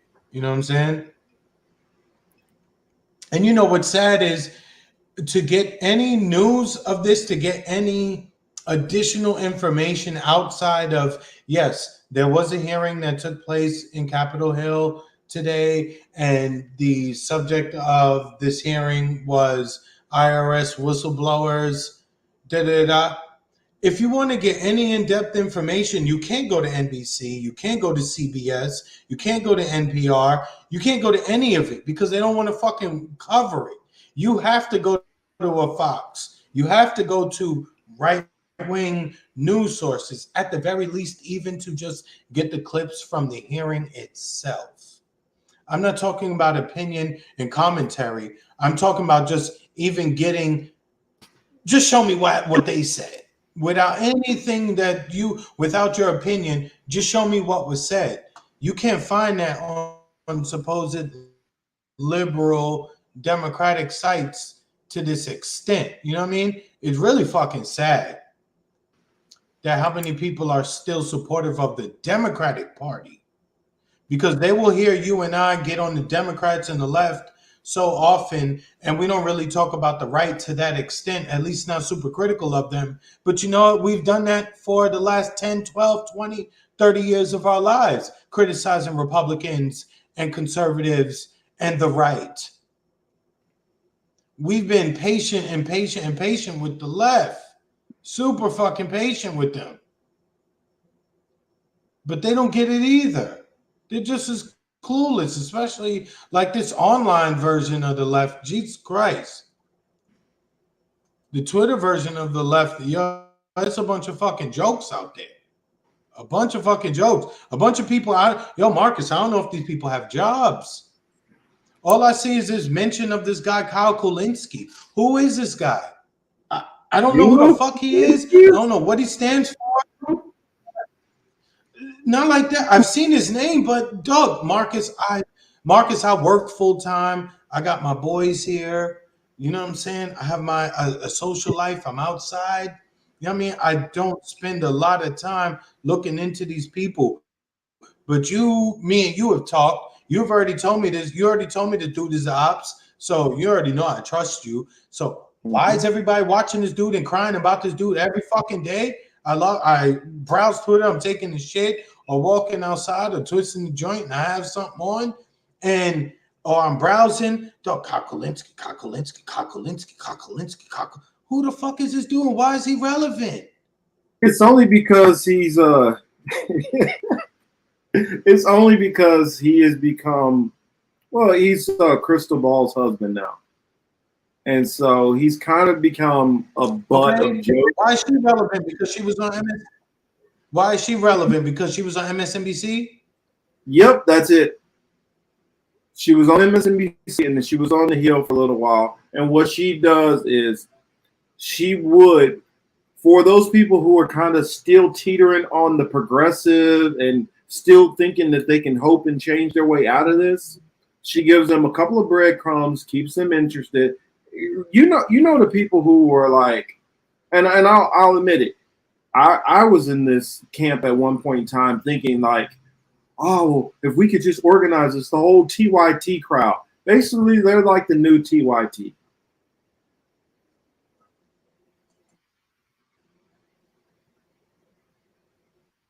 That's it. It's not like for those people who haven't woken up to the reality of the real control in the system and how things really done, who really think, oh, well, if we could just flip a couple of Senate spots and if we can get this bill through, we can fight and make change. Those people who don't realize that majority of the government is controlled, actually not the government, majority of this country is controlled by, when you really boil it down, basically one company controls majority of the stuff that goes on in this country and therefore influences most of our foreign policy. They don't understand stuff like this. They don't like, for instance, you remember when I brought up about the DuPont family. For those who don't know, before, let's see, all the way up to, I want to say, Vietnam, the DuPont family funded all of the weapons. Hold on. The DuPont family funded all of the weapons to the United States themselves. One family funded all the weapons we used, all the way from the Revolutionary War, American Revolutionary War, the Spanish-American War, all the different conflicts that they went against all the Native American tribes, World War I, World War II, the War of 1812, all of these things, Civil War, all of this has been funded by one family. The nicotine cigarette industry, what I'm trying to remember, the Reynolds family. Most of the tobacco in this country is by the Reynolds family. The reason why marijuana is legal in most states, because of the Reynolds family, because they were able to get a major stake in a lot of the medicinal marijuana in this country. They don't understand about there are people who have held power generation after generation that have passed down corporations in power and control and manipulation and blackmail for centuries. They don't get this yet. This is the problem. They appeal to those people who really believe a president can actually make major changes. Sorry for my diatribe, but that's who they're talking to. And there's still a whole lot of people who still think like that. You see that in the people who really believe that if they can get a Cornel West or a RFK or a Marianne Williamson or somebody like that could get in there and really change things. Granted, I voted for Bernie, but my hope was that he can get one or two things. He could just get one thing in there. Market. That was my hope. I never was going to change this massive system. But when I realized he ain't even going to be able to do that, I want to be Marcus. I want to keep it a buck. I don't watch a whole lot of RBN, content. I see them a lot online. I don't watch a lot of it, right? So maybe they've addressed this and maybe they've added some nuance to it. You know what I mean? However, I keep seeing them talking about Cornel West and how he's coming on the show. Are they just happy that someone of his stature is coming onto their program, or do they think that Cornel West has a chance? Some of these people, I don't know for a fact who believes what. I do believe some of these people are just using it as an elevator. Some of these people are using him as an elevator. All right. And some of these people do actually believe. Here, let me respond to this to Jamin real quick. Because my question was, have you organized? I don't care what you believe. Well, this is why I try to tell you what I believe, because it's imperative for you to understand my beliefs, to understand why I haven't done something. If I do not, if my beliefs inform what I believe about prophecy and how we get out of this, then organizing with some random people is going to get nowhere if I have no belief that that is what's going to get us out of this. So it's irrelevant to organize with a bunch of people when I have no belief at all that that is what's going to get it done. My belief is in a Messiah that's going to take us out of this, not getting together with a bunch of random people online and marching around and protesting. I don't believe none of that shit's going to work, because I know powers that be sit above this and literally stop. As soon as you get a movement going, they come in and they take over it and they shut it down. And so the belief that we can somehow overpower the system, I feel, is a fool's errand. Meteor Dream says RBN has an agenda. Sometimes it seems like RBN is just clout chasing. I've heard people say that, so, but I mean, Marcus, I don't watch to say either way. Marcus, I wanted to respond to Jam's question too. Jam, I can't say that organized. I haven't organized with anybody really like that, right? However, I grew up in an area, and I grew up, listening to a shit ton of Pan-Africanists.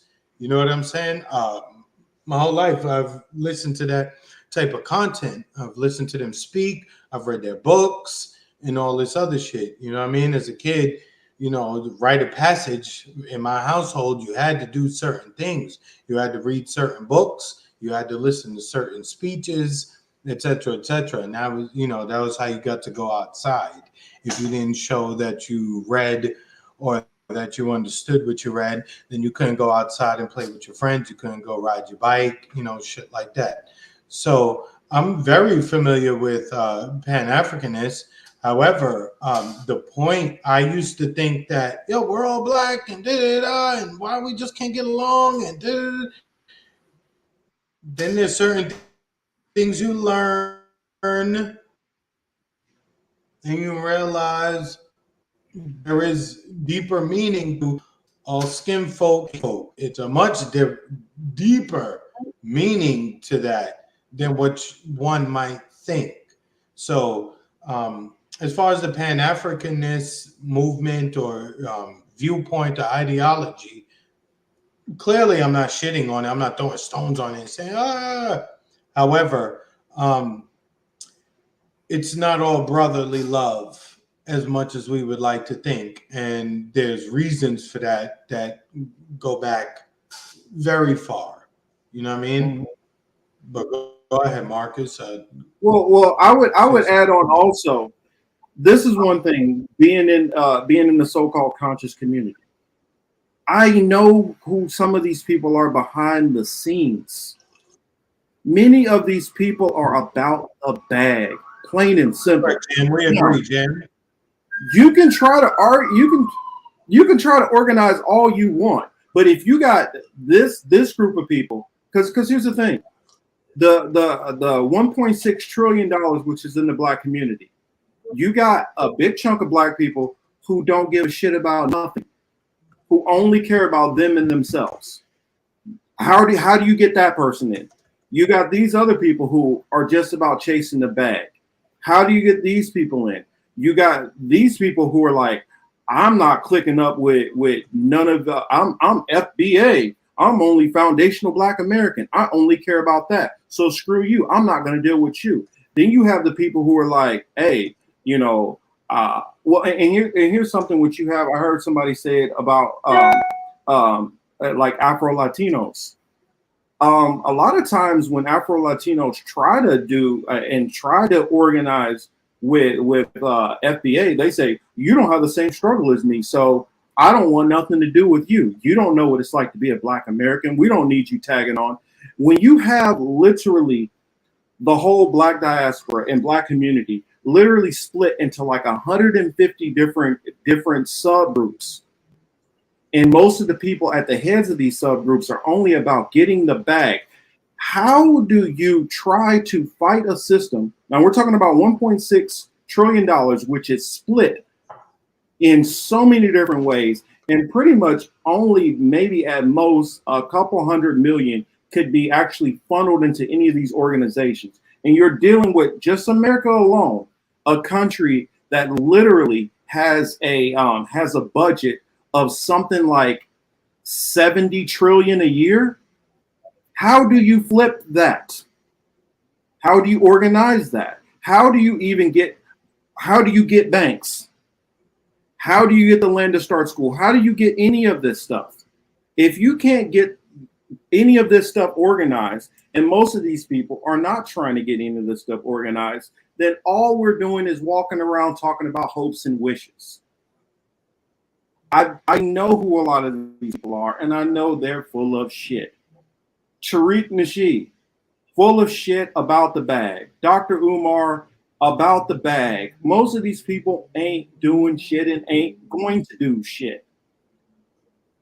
I hate to be that blunt and direct, but it's a fact.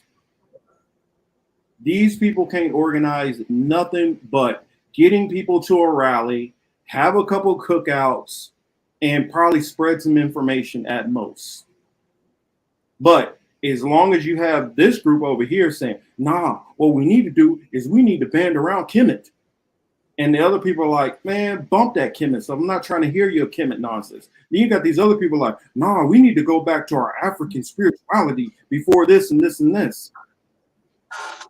You got black people are way too divided. And if you don't have anything that unites that group, then what are you unifying around?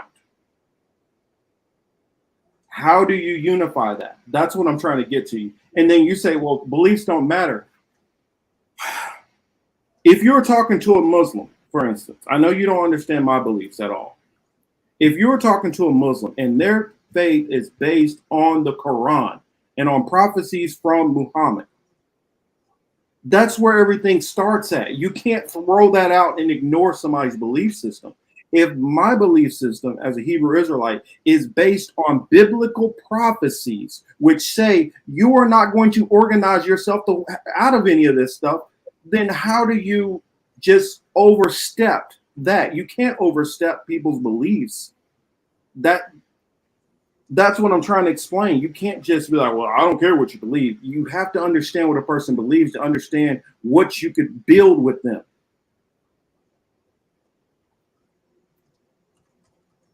Yeah, okay, if you don't consider those people Pan-Africanists, then who is organizing them? Who is the Pan-Africanist leader who's organizing any of this stuff?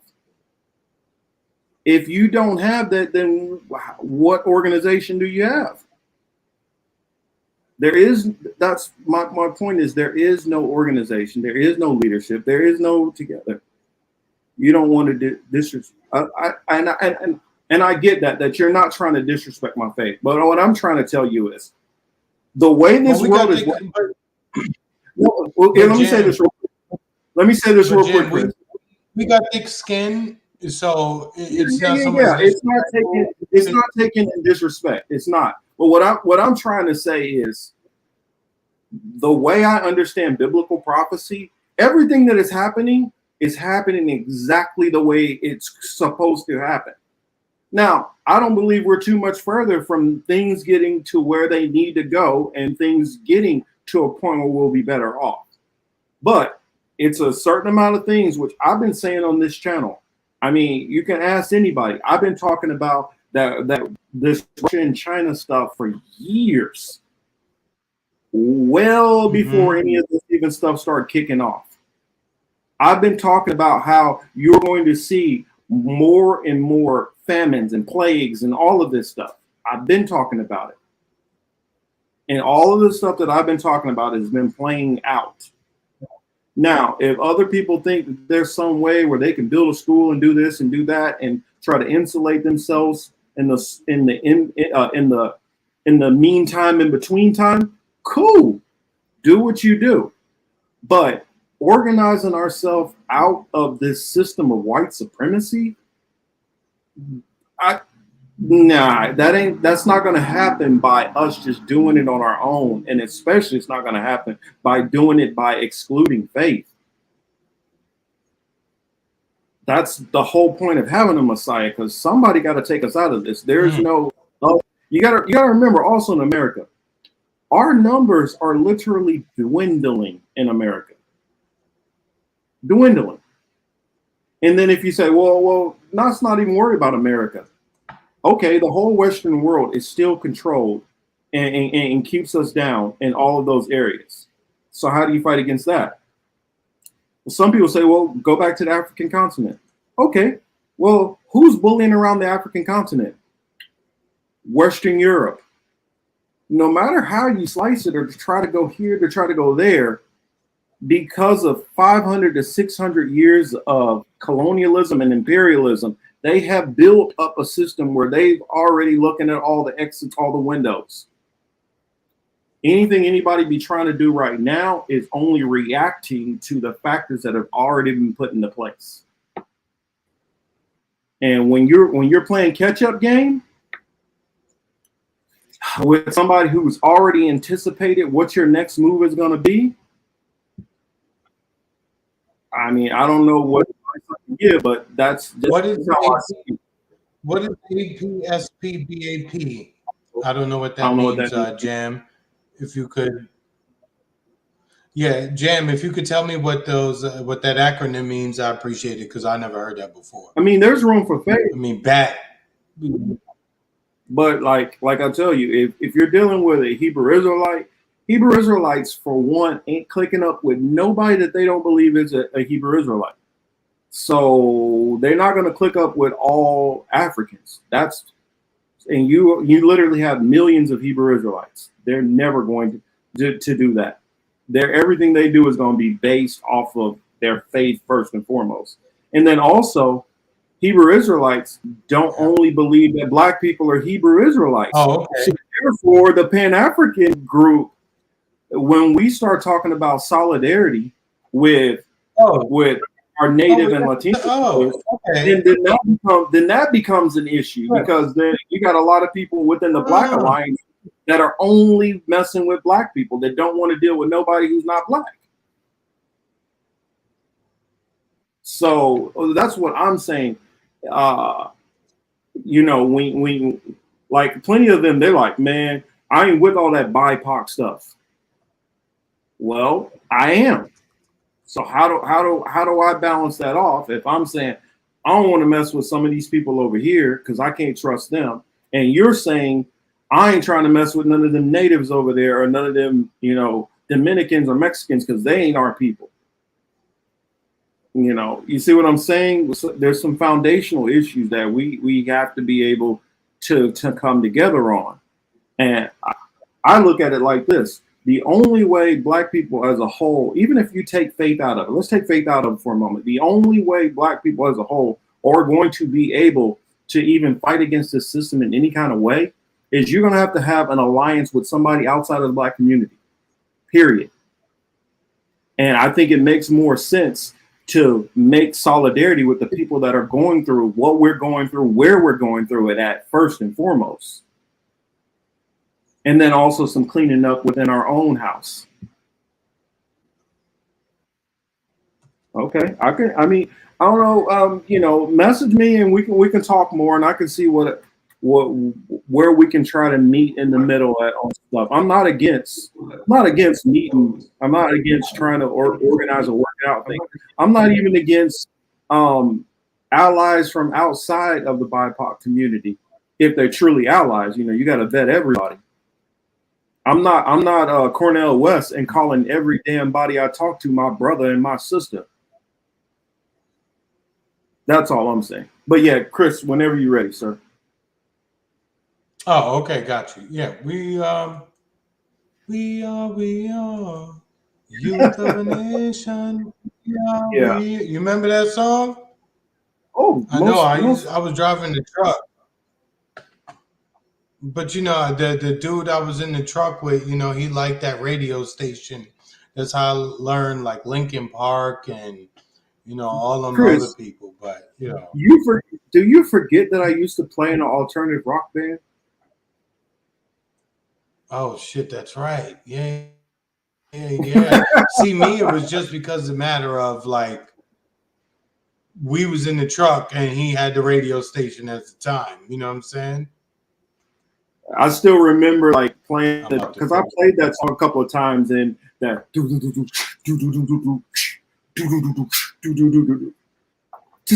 yeah, start. I still remember yeah. that. See? Oh, Glenn Ford passed away, and that was POD. I used to listen to Glenn Ford, that was POD, and Gerald Horn. I got several of his books. Mm-hmm. Just listen to this shit, Marcus. Please. All right. All right, dude. Actually intending to interview 12 people, one of whom was Rob Walker, a business associate of Hunter Biden. And in particular, you wanted to talk about, I think the quote is 10 held by H for the big guy, right?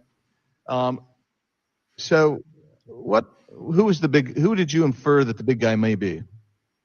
So all I can do is speak to the evidence there. What I can say is I think I know what you're referring to is when we're preparing for that interview and we're referencing that email, 10 held by H for the big guy.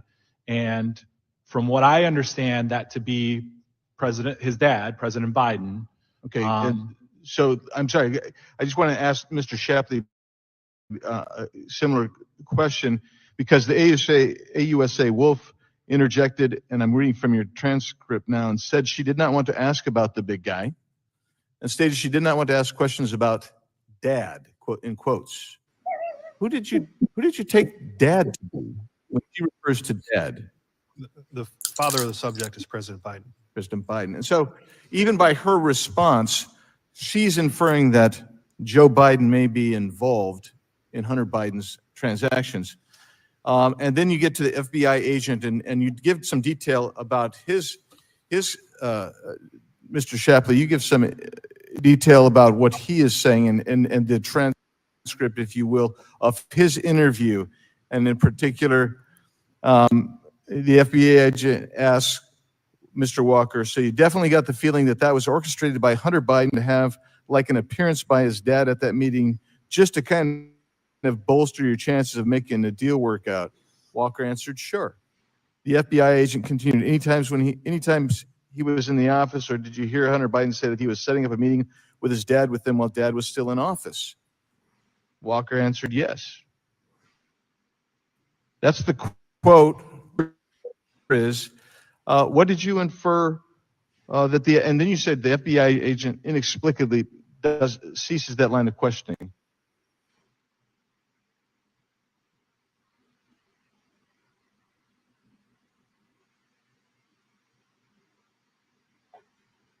You're muted, Chris. No, I just took it off mute. Anyway, I got another clip to play, but that was just one of them, clearly showing that, Hunter Biden in the information that these investigators came across, they caught the fucker Hunter talking about, the big guy and all that other shit. Well, it's safe to assume if you're Hunter Biden and you're referring to the big guy, who the fuck is you referring to if your father's the fucking president of the United States? Who are you talking about the big guy? You talking about Shaquille O'Neal? Like, who you talking about? Like, let's not. Well, let's not kid ourselves. You know what I'm saying? Well, this reminds me of the Burisma Holding thing when he's like, and I told that reporter, I told that guy, if he's not fired, he's not getting the money. And they were like, what? It reminds me of this. It's obvious that Joe Biden has always had a hand in everything his son does. I mean, didn't they? I'm trying to remember, correct me if I'm wrong, but did not his son and his brother already get tied up in some shit when he was a senator?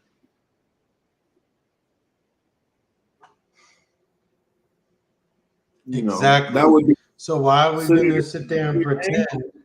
Why are we gonna pretend that he can't get into no shit now? That dude ain't changing.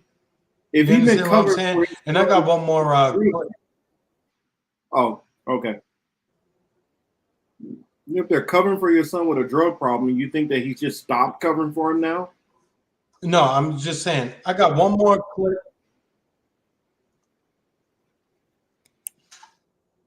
I got one more clip I want to play, Marcus. Here we go. Let me just add it.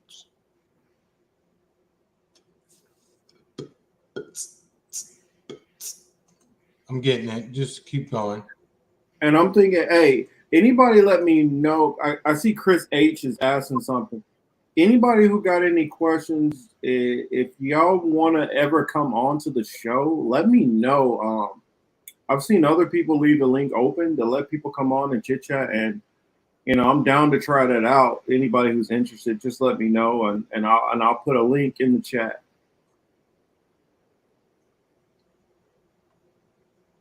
All right, Marcus, I want to play this clip. As you can see, this is Special Agent Ziegler, Mm-hmm. Joseph Ziegler. So I want you to just listen to my dude here. Chairman Comer, Chairman Smith, Chairman Jordan, Ranking Member Raskin, and members of the committee. Today, I sit here before you not as a hero or a victim, but as a whistleblower compelled to disclose the truth. That said, in coming forward, I believe I'm risking my career, my reputation, and my casework outside of the investigation we are here to discuss. I ultimately made the decision to come forward after what I believe were multiple attempts at blowing the whistle in the Internal Revenue Service, at the Internal Revenue Service. No one should be above the law, regardless of your political affiliation. I humbly view my role here today as providing the facts as I best understood them, and to let Congress and the administration and the public consider those facts and determine the best path forward. I recognize why I was present at the start of this investigation and was closely involved with the investigation for roughly 5 years. I'm just a part of the story. Others, including my colleague and Supervisor Gary Shapley, who is here with me today, have their own views and understandings of what took place during this investigation. I've been an agent with the IRS since 2010. In 2007, I received my undergraduate degree from Ohio University, my MBA from John Carroll University. Prior to starting my career at the IRS, I worked at Ernst & Young as an external auditor. Throughout my career with the IRS, I have worked a variety of successful criminal, tax, and money laundering investigations. In 2018, I transitioned to being a part of the International Tax and Financial Crimes Group out of the Washington, D.C. field office. I was the lead IRS case agent on the Hunter Biden investigation.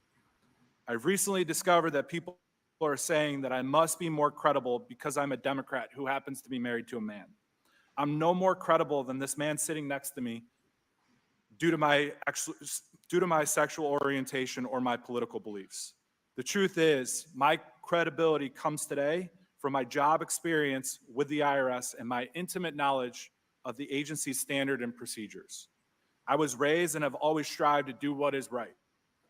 Although I do have my supporters, others have said that I am a traitor to the Democratic Party and that I'm causing more division in our society.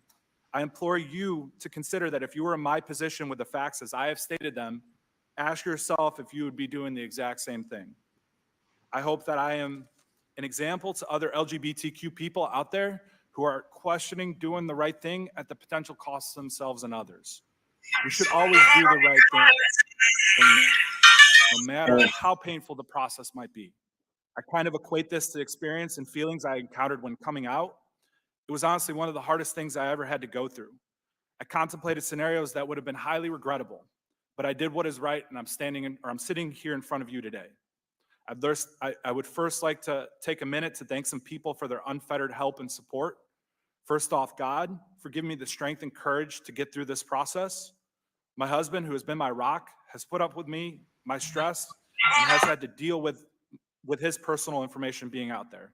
My attorney, Dean Zerby, who has agreed to represent me through this matter pro bono, and someone who has provided me so much help and guidance. My colleagues from the Hunter Biden investigation. The work that was done on this case is tremendous, but seems to be overshadowed by what is happening here today. And I just want to say to the investigative team that I'm thankful for having worked with you.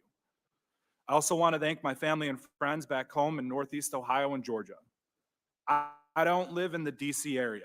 I had to fly here and have had to pay out of pocket for all my travel-related expenses in being a whistleblower. On that note, I would like to make another statement that I have not accepted a single payment from anyone for being a whistleblower. First, so Mr. Chairman, while I have my written statement as well as my testimony before the Ways and Means Committee, I would like to touch on briefly 7 specific matters. First, in a recent letter to Congress, Mr. Weiss stated that he had been granted ultimate authority over this matter, but then later stated in the same letter that his charging authority is geographically limited and that he would need a President Biden-appointed U.S. attorney to partner with him in charging the case. Mr. Weiss stated that he was making all decisions necessary to preserve the integrity of the prosecution consistent with federal law, the principles of federal prosecution, and departmental regulations. In the Criminal Tax Manual, Chapter 10, found on the DOJ website, Tax Division policy states that cases involving individuals who fail to file tax returns or pay a tax, but who also commit acts of evasion or obstruction should be charged as felonies to avoid inequitable treatment. In early August of 2022, federal prosecutors from the Department of Justice Tax Division drafted a 99-page memorandum. In so, they were recommending for approval felony and misdemeanor charges for the 2017, 18, and 19 tax years. That did not happen here, and I am not sure why. And as to the special as the special agent on this case, I thought the felony charges were well supported. When considering the elements of felony tax case, under the criminal code, there are 2 key considerations: willfulness and tax due and owing. In the criminal context, willfulness is defined as voluntary, intentional violation of a known legal duty. The tax loss is the monetary loss to the government. In early 2020, Hunter Biden's unfiled and delinquent tax returns were being prepared, which included his 2018 tax return. During the 2020 time period, by Hunter Biden's own account, he was sober, newly married, and writing his memoir. Hunter Biden's accountants requested that he sign a representation letter stating that all the deductions were for business purposes and were being reported appropriately. Statements Hunter Biden made in his book completely contradicted what he was deducting as business deductions on his 2018 return. While writing his memoir, Hunter stated, "I holed up inside the chateau for the first 6 weeks and learned how to cook crack." Hunter Biden allegedly falsely claimed business deductions for payments made to the Chateau Marmont, a hotel room for his supposed drug dealer, sex club memberships, falsely referenced on the wire as a golf membership, hotels he was blacklisted from, and a Columbia University tuition payment for his adult daughter. All of these items were used to support the willfulness element for felony tax evasion. These false deductions claimed by Hunter Biden caused a false return to be prepared that underreported his total income by approximately $267,000 and a loss to the U.S. Treasury of $106,000. Second, with respect to the 2014 tax year, Hunter Biden did not report any of the money he earned from Burisma for the 2014 tax year, which would have been a tax loss to the government of $124,000. According to my previous testimony, Hunter Biden did not report this income to the IRS or pay tax on the source of income.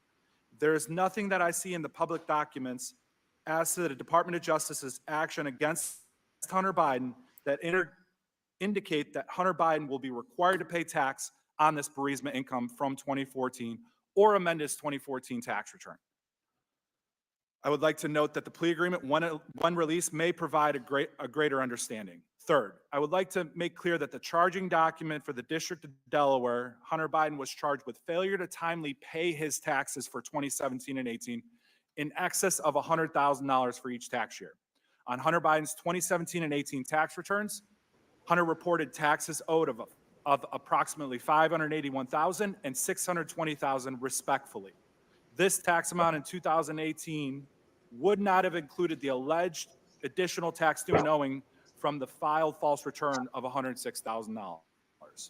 Thus, as I read the public documents as the Department of Justice action against Hunter Biden, there's nothing that indicates Hunter Biden will be required to amend his false tax return for 2018. A false tax return that includes improper deductions for prostitutes, sex clubs, and his adult children's tuition. Again, perhaps when the plea agreement is released, it may provide us with a greater understanding.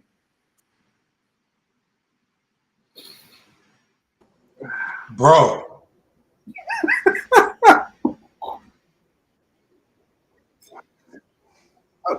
I don't have nothing. I have no words to say. Like, wow. This is. My man said, yo, my homie said, Marcus, homie said I was holed up in the spot learning to cook up crack. I'm like, what is this, the 80s and you a drug dealer? I mean, what the hell? What is this, paid in full? No, he's not even a drug dealer. Marcus, I know. that's the sad part. He wasn't even looking to be a hustler. He was looking to be a user.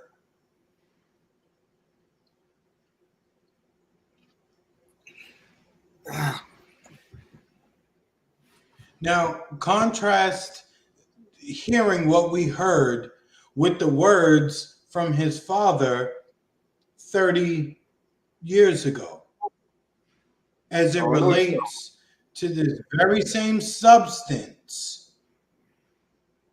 about how people need to be put away forever. Don't tell me some bullshit about we didn't know. Fuck off. Y'all knew they was bringing the shit into the country. So fuck off with that we didn't know shit. If you tell me that we didn't know, they didn't know in the 21st century, you deserve to get slapped in your face. Anyway, moving on. Well, compare what we're hearing this guy. Go ahead, Marcus, my bad. I just wanted to add this real quick and I'll give it back to you. That's the reason why I believe that he made a disparity, a difference between powder cocaine and crack cocaine. Because he knew his son was probably on that shit. And a lot of them were probably on that shit. In fact, ex-girlfriend that I had, she told me in her law firm that they used to look at her like she's the weirdo because she smoked weed and all of them did coke. The partners at the law firm. Exactly.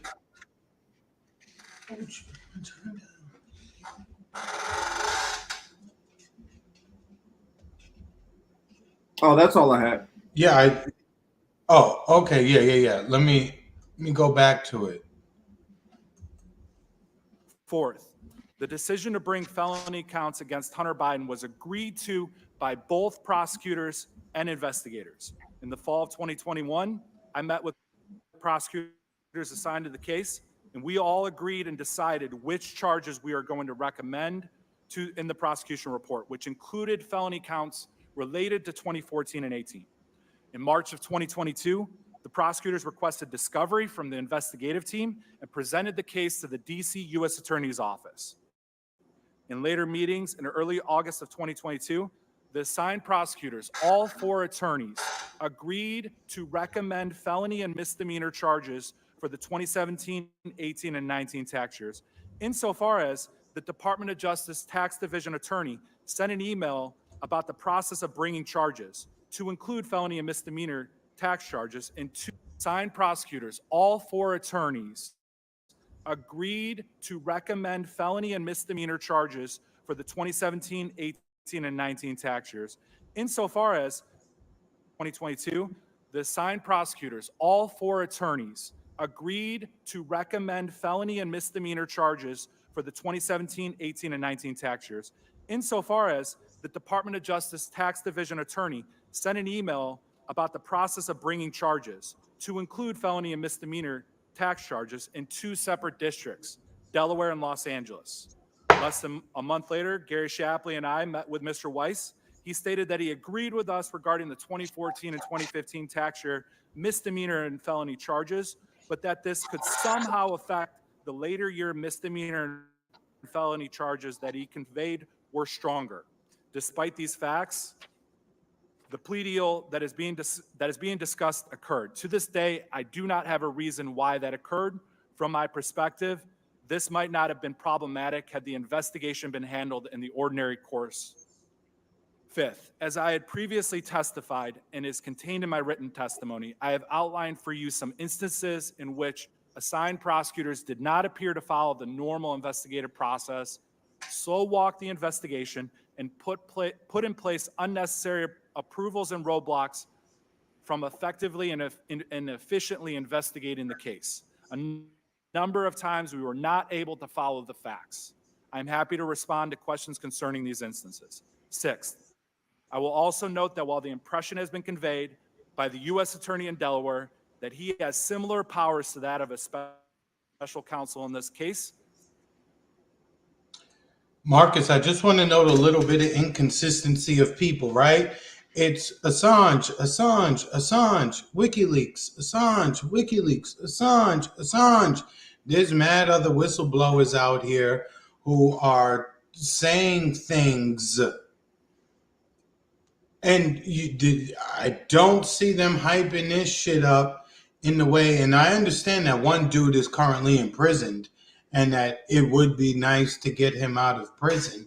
I understand that. That part isn't lost on me. However, there's a lot of shit going on like this. And Marcus, you said normally you would, but we're full-time. We work full-time, right? We have real jobs, so this is what we do in our part-time. For the people who do this full-time, Marcus, I didn't see this amongst none of the so-called leftists like this. None.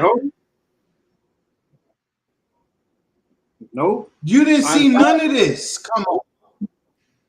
I mean, in fact, there's only a handful of people that I can think of that even would touch this subject, period. And sadly, it has to be people who are non-political or right-wingers who just want to go after it. But nobody who I feel like who's trying to just call out stuff and be in good faith always. Which would be the two of us, because we don't believe in any side. So when you and I bring up one thing or another, or people hear us and they may say, oh, you sound like a little right wing or no, we don't fuck with, we not on the bird. We got off that bird long time ago. We watching that bird fly wherever it's going. We not on the bird. We don't fuck with this. However, we cover it, right? And for the people who follow us, we would like for you guys to cover this shit instead of the usual left versus right shit in the way that you cover it.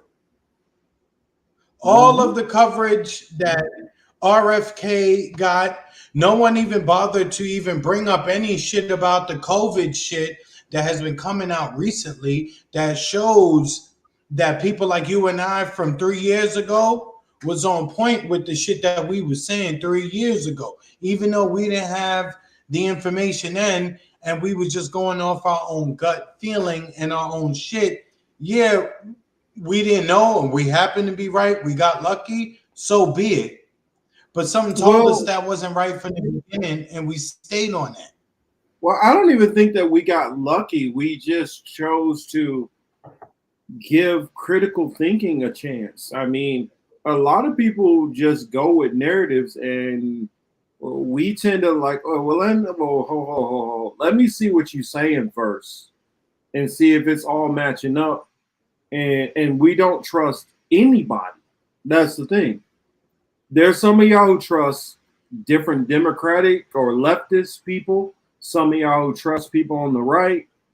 We don't trust anybody. And so when you don't trust any of these people, it's easier to be able to see if somebody's BSing you. And also, we don't have an angle. There's some of these people out there who have an angle. So on certain subjects, they're going to focus and highlight those. We don't have an agenda. Hey, I ain't calling out Chris. I ain't calling out nobody's age. I and that's one thing we've also tried to do. We try to give other content creators benefit of the doubt. We're not really trying to go at anybody's throat. Now, off camera, we might, talk amongst ourselves. We might even reach out to different people and ask them about. I know I reach out to different people and ask them about shit that they're talking about. And people sometimes offer a lot of information to me about different people. Sometimes I'll act on it. Sometimes I don't. But we try to be like that horse with the blinders on and keep running our race, and hopefully hope that the audiences can tell who's trying to give out real information and who is just trying to follow whatever the hot topics are. And this isn't so much for the indie media people themselves. This is for them people to go tell their parents, to go tell their aunties and uncles who are still participating in the system. Because the people who are at least are online, whether they want to believe it or not, at the very least, they're exposed to the information. For auntie and uncle, mommy and daddy who are not plugged into shit like this, those are the people that I want you to like talk to and be like, well, hey, I know you hate Trump and shit, but yo, this other shit going on too? You know that they all like crooked or up in one way or the other? You know what I mean? Unfortunately, that doesn't happen. Yeah, and I just see Chris H mention Jordan Chariton,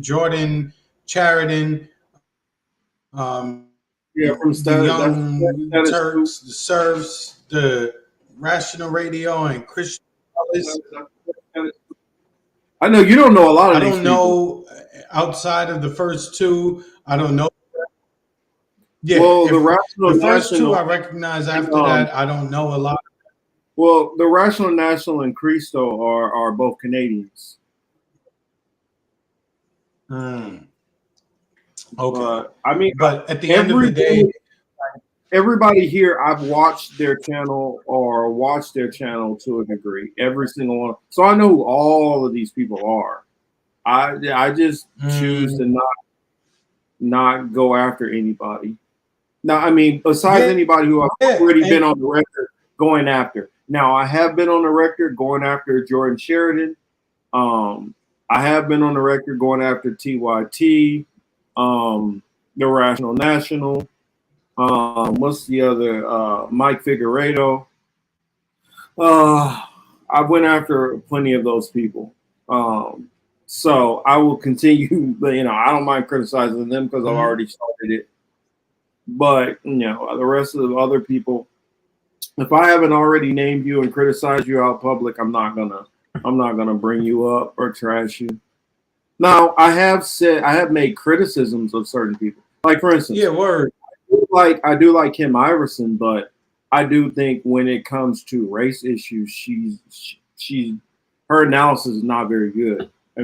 She leaves a lot of things out, and I think I feel like on especially when it comes to issues with the black community, she's kind of bad on race issues. But otherwise, I think she does great commentary. Jordan Sheridan, I think he does great on the ground interviews and deep dives like that. But he still be pushing a lot of this progressive thinking that you can vote your way through some of this shit. TYT. They might have what's his name, Rashad, whatever. He'll do some good stuff here and there. They have good stories. It's their analysis that's the problem. Plenty of these people will talk about good stories and will bring up good stories, but it's often their analysis that's the problem. Chris A says it's painful listening to Kim Iverson when she talks about black issues. It is. It's like, I wish you could just not talk about these subjects at all, just completely skip them. But in all honesty, a lot of people in indie media who are not black, a lot of them is painful to listen to them talk on black issues. Because Marcus, none of them fuck with niggas like that. They don't be around them. They don't chill with them. They don't break bread with them. They don't party. They don't hang out. they're not in their circle on any level. Not a neighbor, not a coworker to that extent. They don't deal like that. You And so their know, they commentary have is their very, ideals in their head and shit like that. When you listen to them talk and you listen to them say certain shit, you could tell they just don't be around. They don't be in certain places. It's as simple as that. yeah, Like when you hear Chang it's all stereotypical. It's all, talk, most you of can them tell are he don't be around no niggas. His family don't do niggas. He says, gentleman Dog, they says, don't. covers way too much They just non-news. don't. Yeah, Thomas said, Kim, let me put it on the screen. Kim is horrific on racial civil rights. She has admitted she has a white and Asian bias. Jordan does good on the ground reporting, but I disagree with him on form. Exactly. That's the same way. You can tell that she grew up in Idaho. You can definitely tell. She grew up in Idaho around a lot of her white family. That's why and some very white biased views. It's clear. And Marcus, I guess for me, that's why I guess I don't really pay too much attention or watch a whole lot of the content from those people. And I'm not shitting on them. I'm just saying I'm a 40-some-odd-year-old black man, grew up in New York. I know the system for what it is. When I hear people saying certain things, and it's like, okay, you haven't lived, you haven't been anywhere. You've been in a bubble. If you're still talking how you are woefully out of touch with the reality in which we live in. Your analysis is lacking big time on a number of levels. Yeah. They choose the issues they choose to speak on and focus on, not important for the most part. Not important. We have a president here who, for all this shit that we heard about Trump, and these people supposedly were all concerned about law and order and justice and, being correctly. I mean, not being correctly. What's the word I'm searching for, Marcus? Being a stand-up person, not being grimy, not being crooked. Every single thing they hated about Trump and complained about Trump, it's right here. If this guy's name was Hunter Trump, regardless of what he did, they would put it on the father. Oh, you get hosed and smoke crack and record yourself? You must have learned that from your father. There would have been no distinction between, oh, well, this is the president, this is his son. There damn sure wouldn't have been any compassion, right? Because I even hear compassion from people. And this is on the right and the left. I'm hearing compassion about this fucking wild-ass crackhead. Dog, I lived in a neighborhood where I seen a lot of people smoke crack a lot and crack fiends and all this shit like that. I ain't never seen nobody smoke more weed than this white guy right here. I mean, more crack than this white guy here. He's recording himself at every fucking chance he gets. And then he's being sloppy about it, leaving behind the electronic hardware in which he records himself smoking crack. And now they're like, oh, let's be compassionate.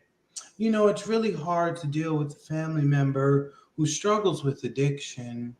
We should give them grace. We should have patience.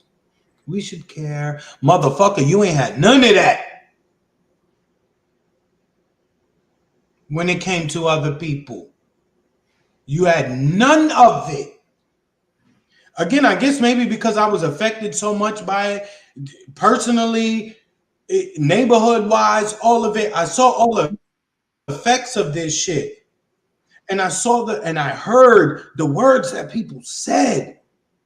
The people that look like this, all of the ones that talking this compassion shit, the people that they were raised by, the friends they had, the other family members they had, their perspective on this shit as it related to us with this same particular substance, dog, there was no grace to be had.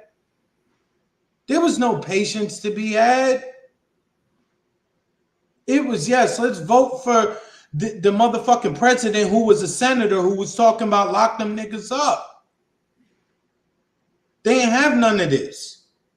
Now we in the 21st century and you're ignoring this. Now we talking money on top of drug use. Possible money laundering, right? Possible pay for play. All of this. And the left or the Democrat, they have no interest in this. Yet you've been telling me about a motherfucker's tax returns for 8 years now that y'all still ain't get.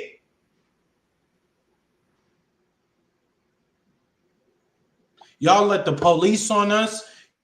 Y'all let the private prisons thrive. Y'all let probation officers thrive, parole officers thrive, and then like as Jam says in the comment just now, the opioid crisis comes, and now all of a sudden you add a new word to your lexicon. What's the C word? Compassion. Now I have compassion. You know, it's really sad. No, sorry, I don't forget it. There's still people in prison over this crack shit who ain't never shot nobody or killed nobody, but they was selling work. There's people who are still in prison behind this shit. Now we're supposed to have compassion. Now we're supposed to think about it because, you know, you hate Trump so bad you're willing to accept the fact that the current president got a sloppy-ass crackhead for his son. And he's spilling all the secrets. We only know about this because this motherfucking crackhead is so sloppy. He's not he's not a slick crackhead. He's sloppy as fuck. He's leaving all the evidence behind. And the Sacklers is chilling. Oh, the Sacklers on vacation, Jam. They on a private boat, a yacht. They probably in Amalfi Coast or maybe Paris. You know, maybe Dubai. You know, they're somewhere. This reminds me of like I remember when Kansas City got really bad as far as we had like a couple of years where Kansas City per capita was one of the worst areas for what's that shit called? What Breaking Bad? What was that shit from there? Can't remember what it's called. Meth. Kansas City. Meth? Crystal meth? Yeah.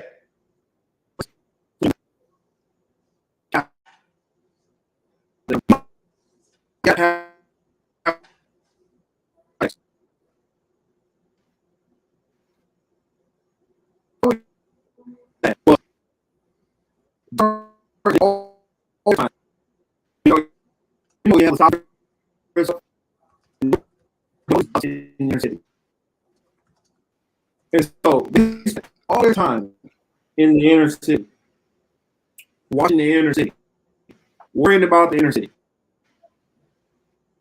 bus after bus, not finding shit.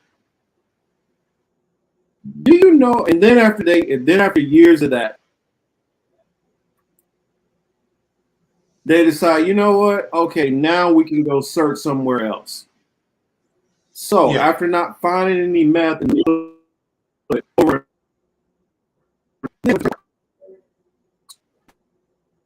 years and years.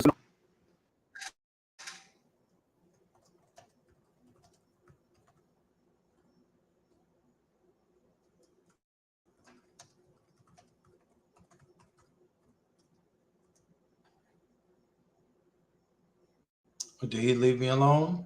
I don't even see him in here no more. Okay, he must have he must have exited himself to, so he can reset and get back in. But I mean, sometimes I don't say the right words, or I'm not the best spoken person and shit like that, and maybe I'm under the influence of certain things, etc., etc. But some of you understand or feel what I'm trying to say, or the point, the larger point that I'm trying to make. But I'm gonna play the rest of this dude right here, John Ziegler. It's not too long. It's only a minute and some change left.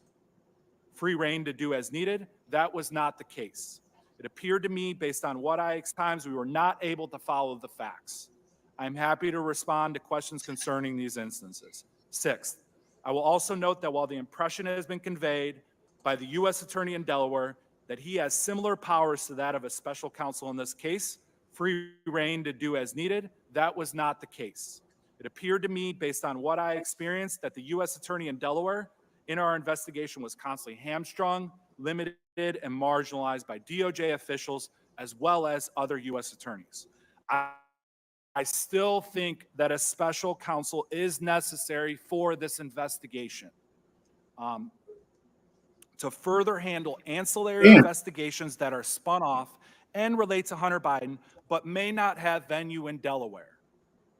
Lastly, I would like to conclude again by encouraging Congress and the administration to consider establishing an official channel for federal investigators to pull the emergency cord and raise the issue of the appointment of a special counsel for consideration by senior officials. I do not want my colleagues at the IRS, FBI, and other federal law enforcement agencies to go through my frustrating journey and that of our team. I believe such a path will strengthen the public's confidence in their institutions and their fair and equal treatment of all Americans under the law. Thank you, and I look forward to the questions.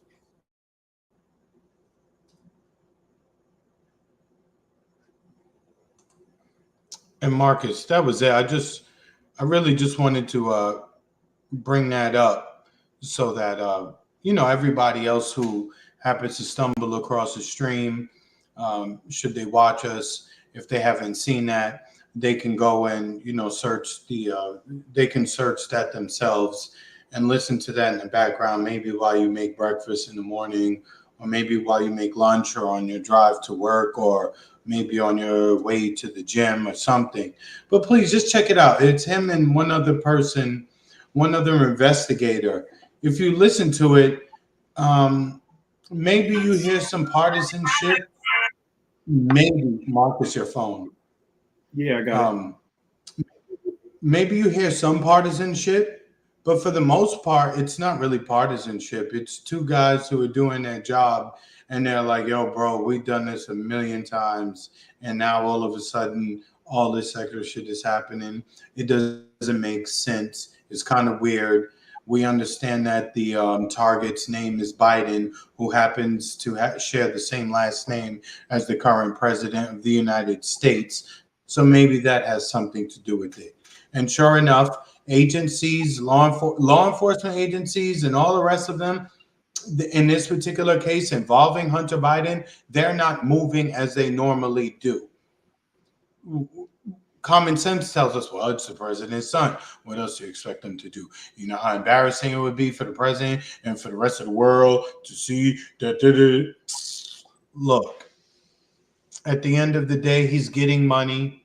There's a lot of other shit going on besides even what they were talking about. Just inform yourself and inform your family members that while they cry about a Trump being crooked, just let them know that the people that they go and support and vote for and the names that come out their mouth, they just as equally crooked. Just let them know that. What I was trying to say before I got broken up was, you were talking about how, Joe Biden, how the prison population, how they was putting the stuff in the neighborhoods. Well, Kansas City got really bad in meth. It became one of the worst meth places, and per capita became one of the worst in meth in the whole entire country. And it got that way because they spent their time only going into the inner city, only going into black neighborhoods looking for it, black neighborhoods looking for it, black neighborhoods looking for it. And then eventually they started looking in, Hispanic neighborhoods. Couldn't find it there. Then after years and years and years, they finally decided, well, why don't we go check out in the trailer park? They found meth users, but they couldn't find where all the labs were at, where all they were cooking this shit at. You know where they finally found it at, Chris? Where? In the suburbs. what was going on is they start having all these houses burning down. The fire department is like, yo, they got a meth lab down here. That and over and over and over, you kept having fire after fire after fire. And then they realized what they were doing is they go buy a house in the suburb because they knew the cops were racist and only look in the hood. And then after they keep looking in the hood and can't find anything and turn the hood upside down, then they decided, well, let's check the trailer parks. Well, not really finding it there either. Then finally, they decide to look over to the suburbs because of all of these fires that kept happening. Then they start realizing, oh, wait a minute. There are people who are buying these houses in the suburbs, making them look like a normal house on that first level. You go upstairs, there's no bedrooms, and everything downstairs is a lab. This is where it's all coming from. And so when I hear some of these conservatives, especially, will talk about, well, they put the cops in the hood and search for the crime because the crime's in the hood.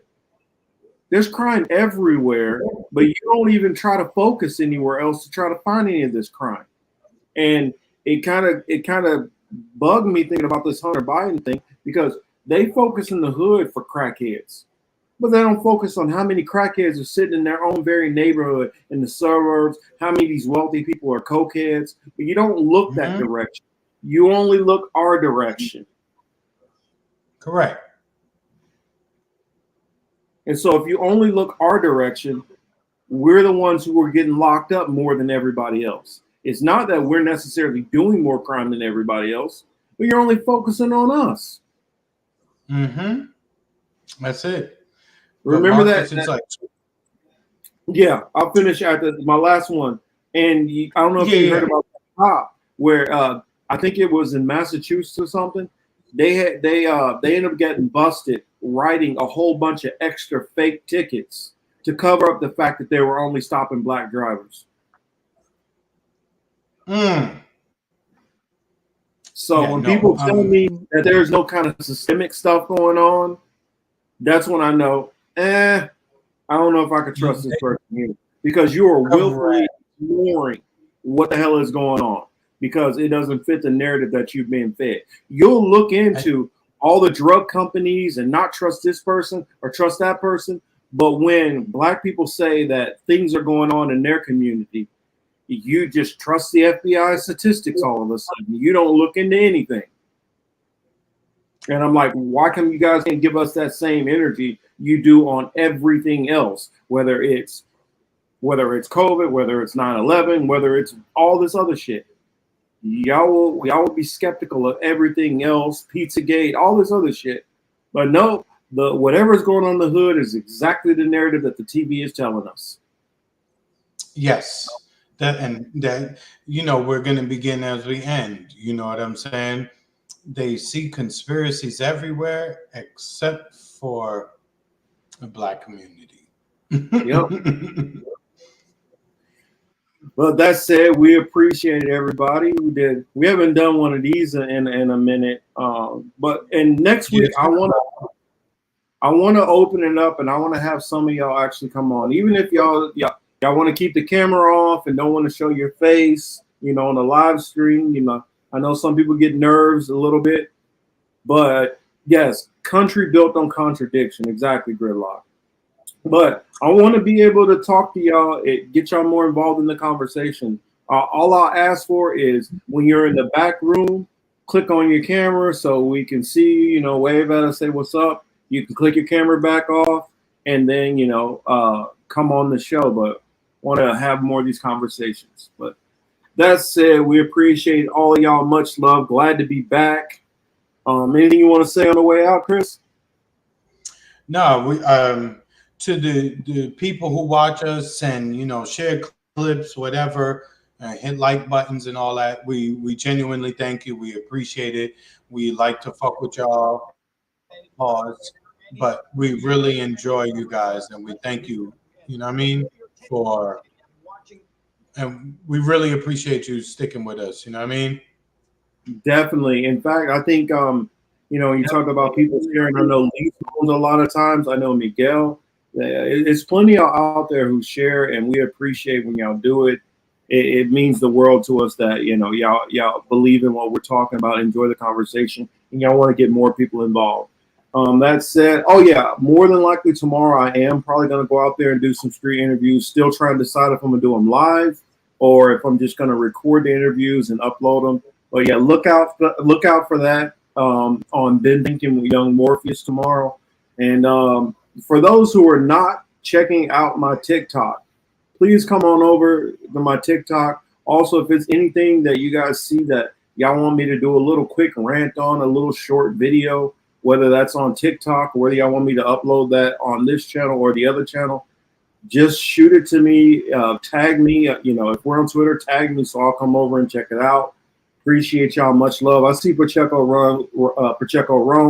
Thank you so much. And to all our people over there on Rockfin, I know Him Cars over there, Geography Pro. Much love to all of you. And everybody else on the Rockfin. We appreciate it. And you know, we don't ask for bread. And you know, we don't ask for money. We just really enjoy doing what we do. So I just want you to keep that in mind, as you know, a lot of people always telling you, you know, hit that super chat and, you know, hit certain buttons. We just ask you to hit a like button, you come back and you participate in the chat. You know, that's I didn't even see Laura hop in here. I just Laura Baza, she hopped in here real quick, and I'll just share.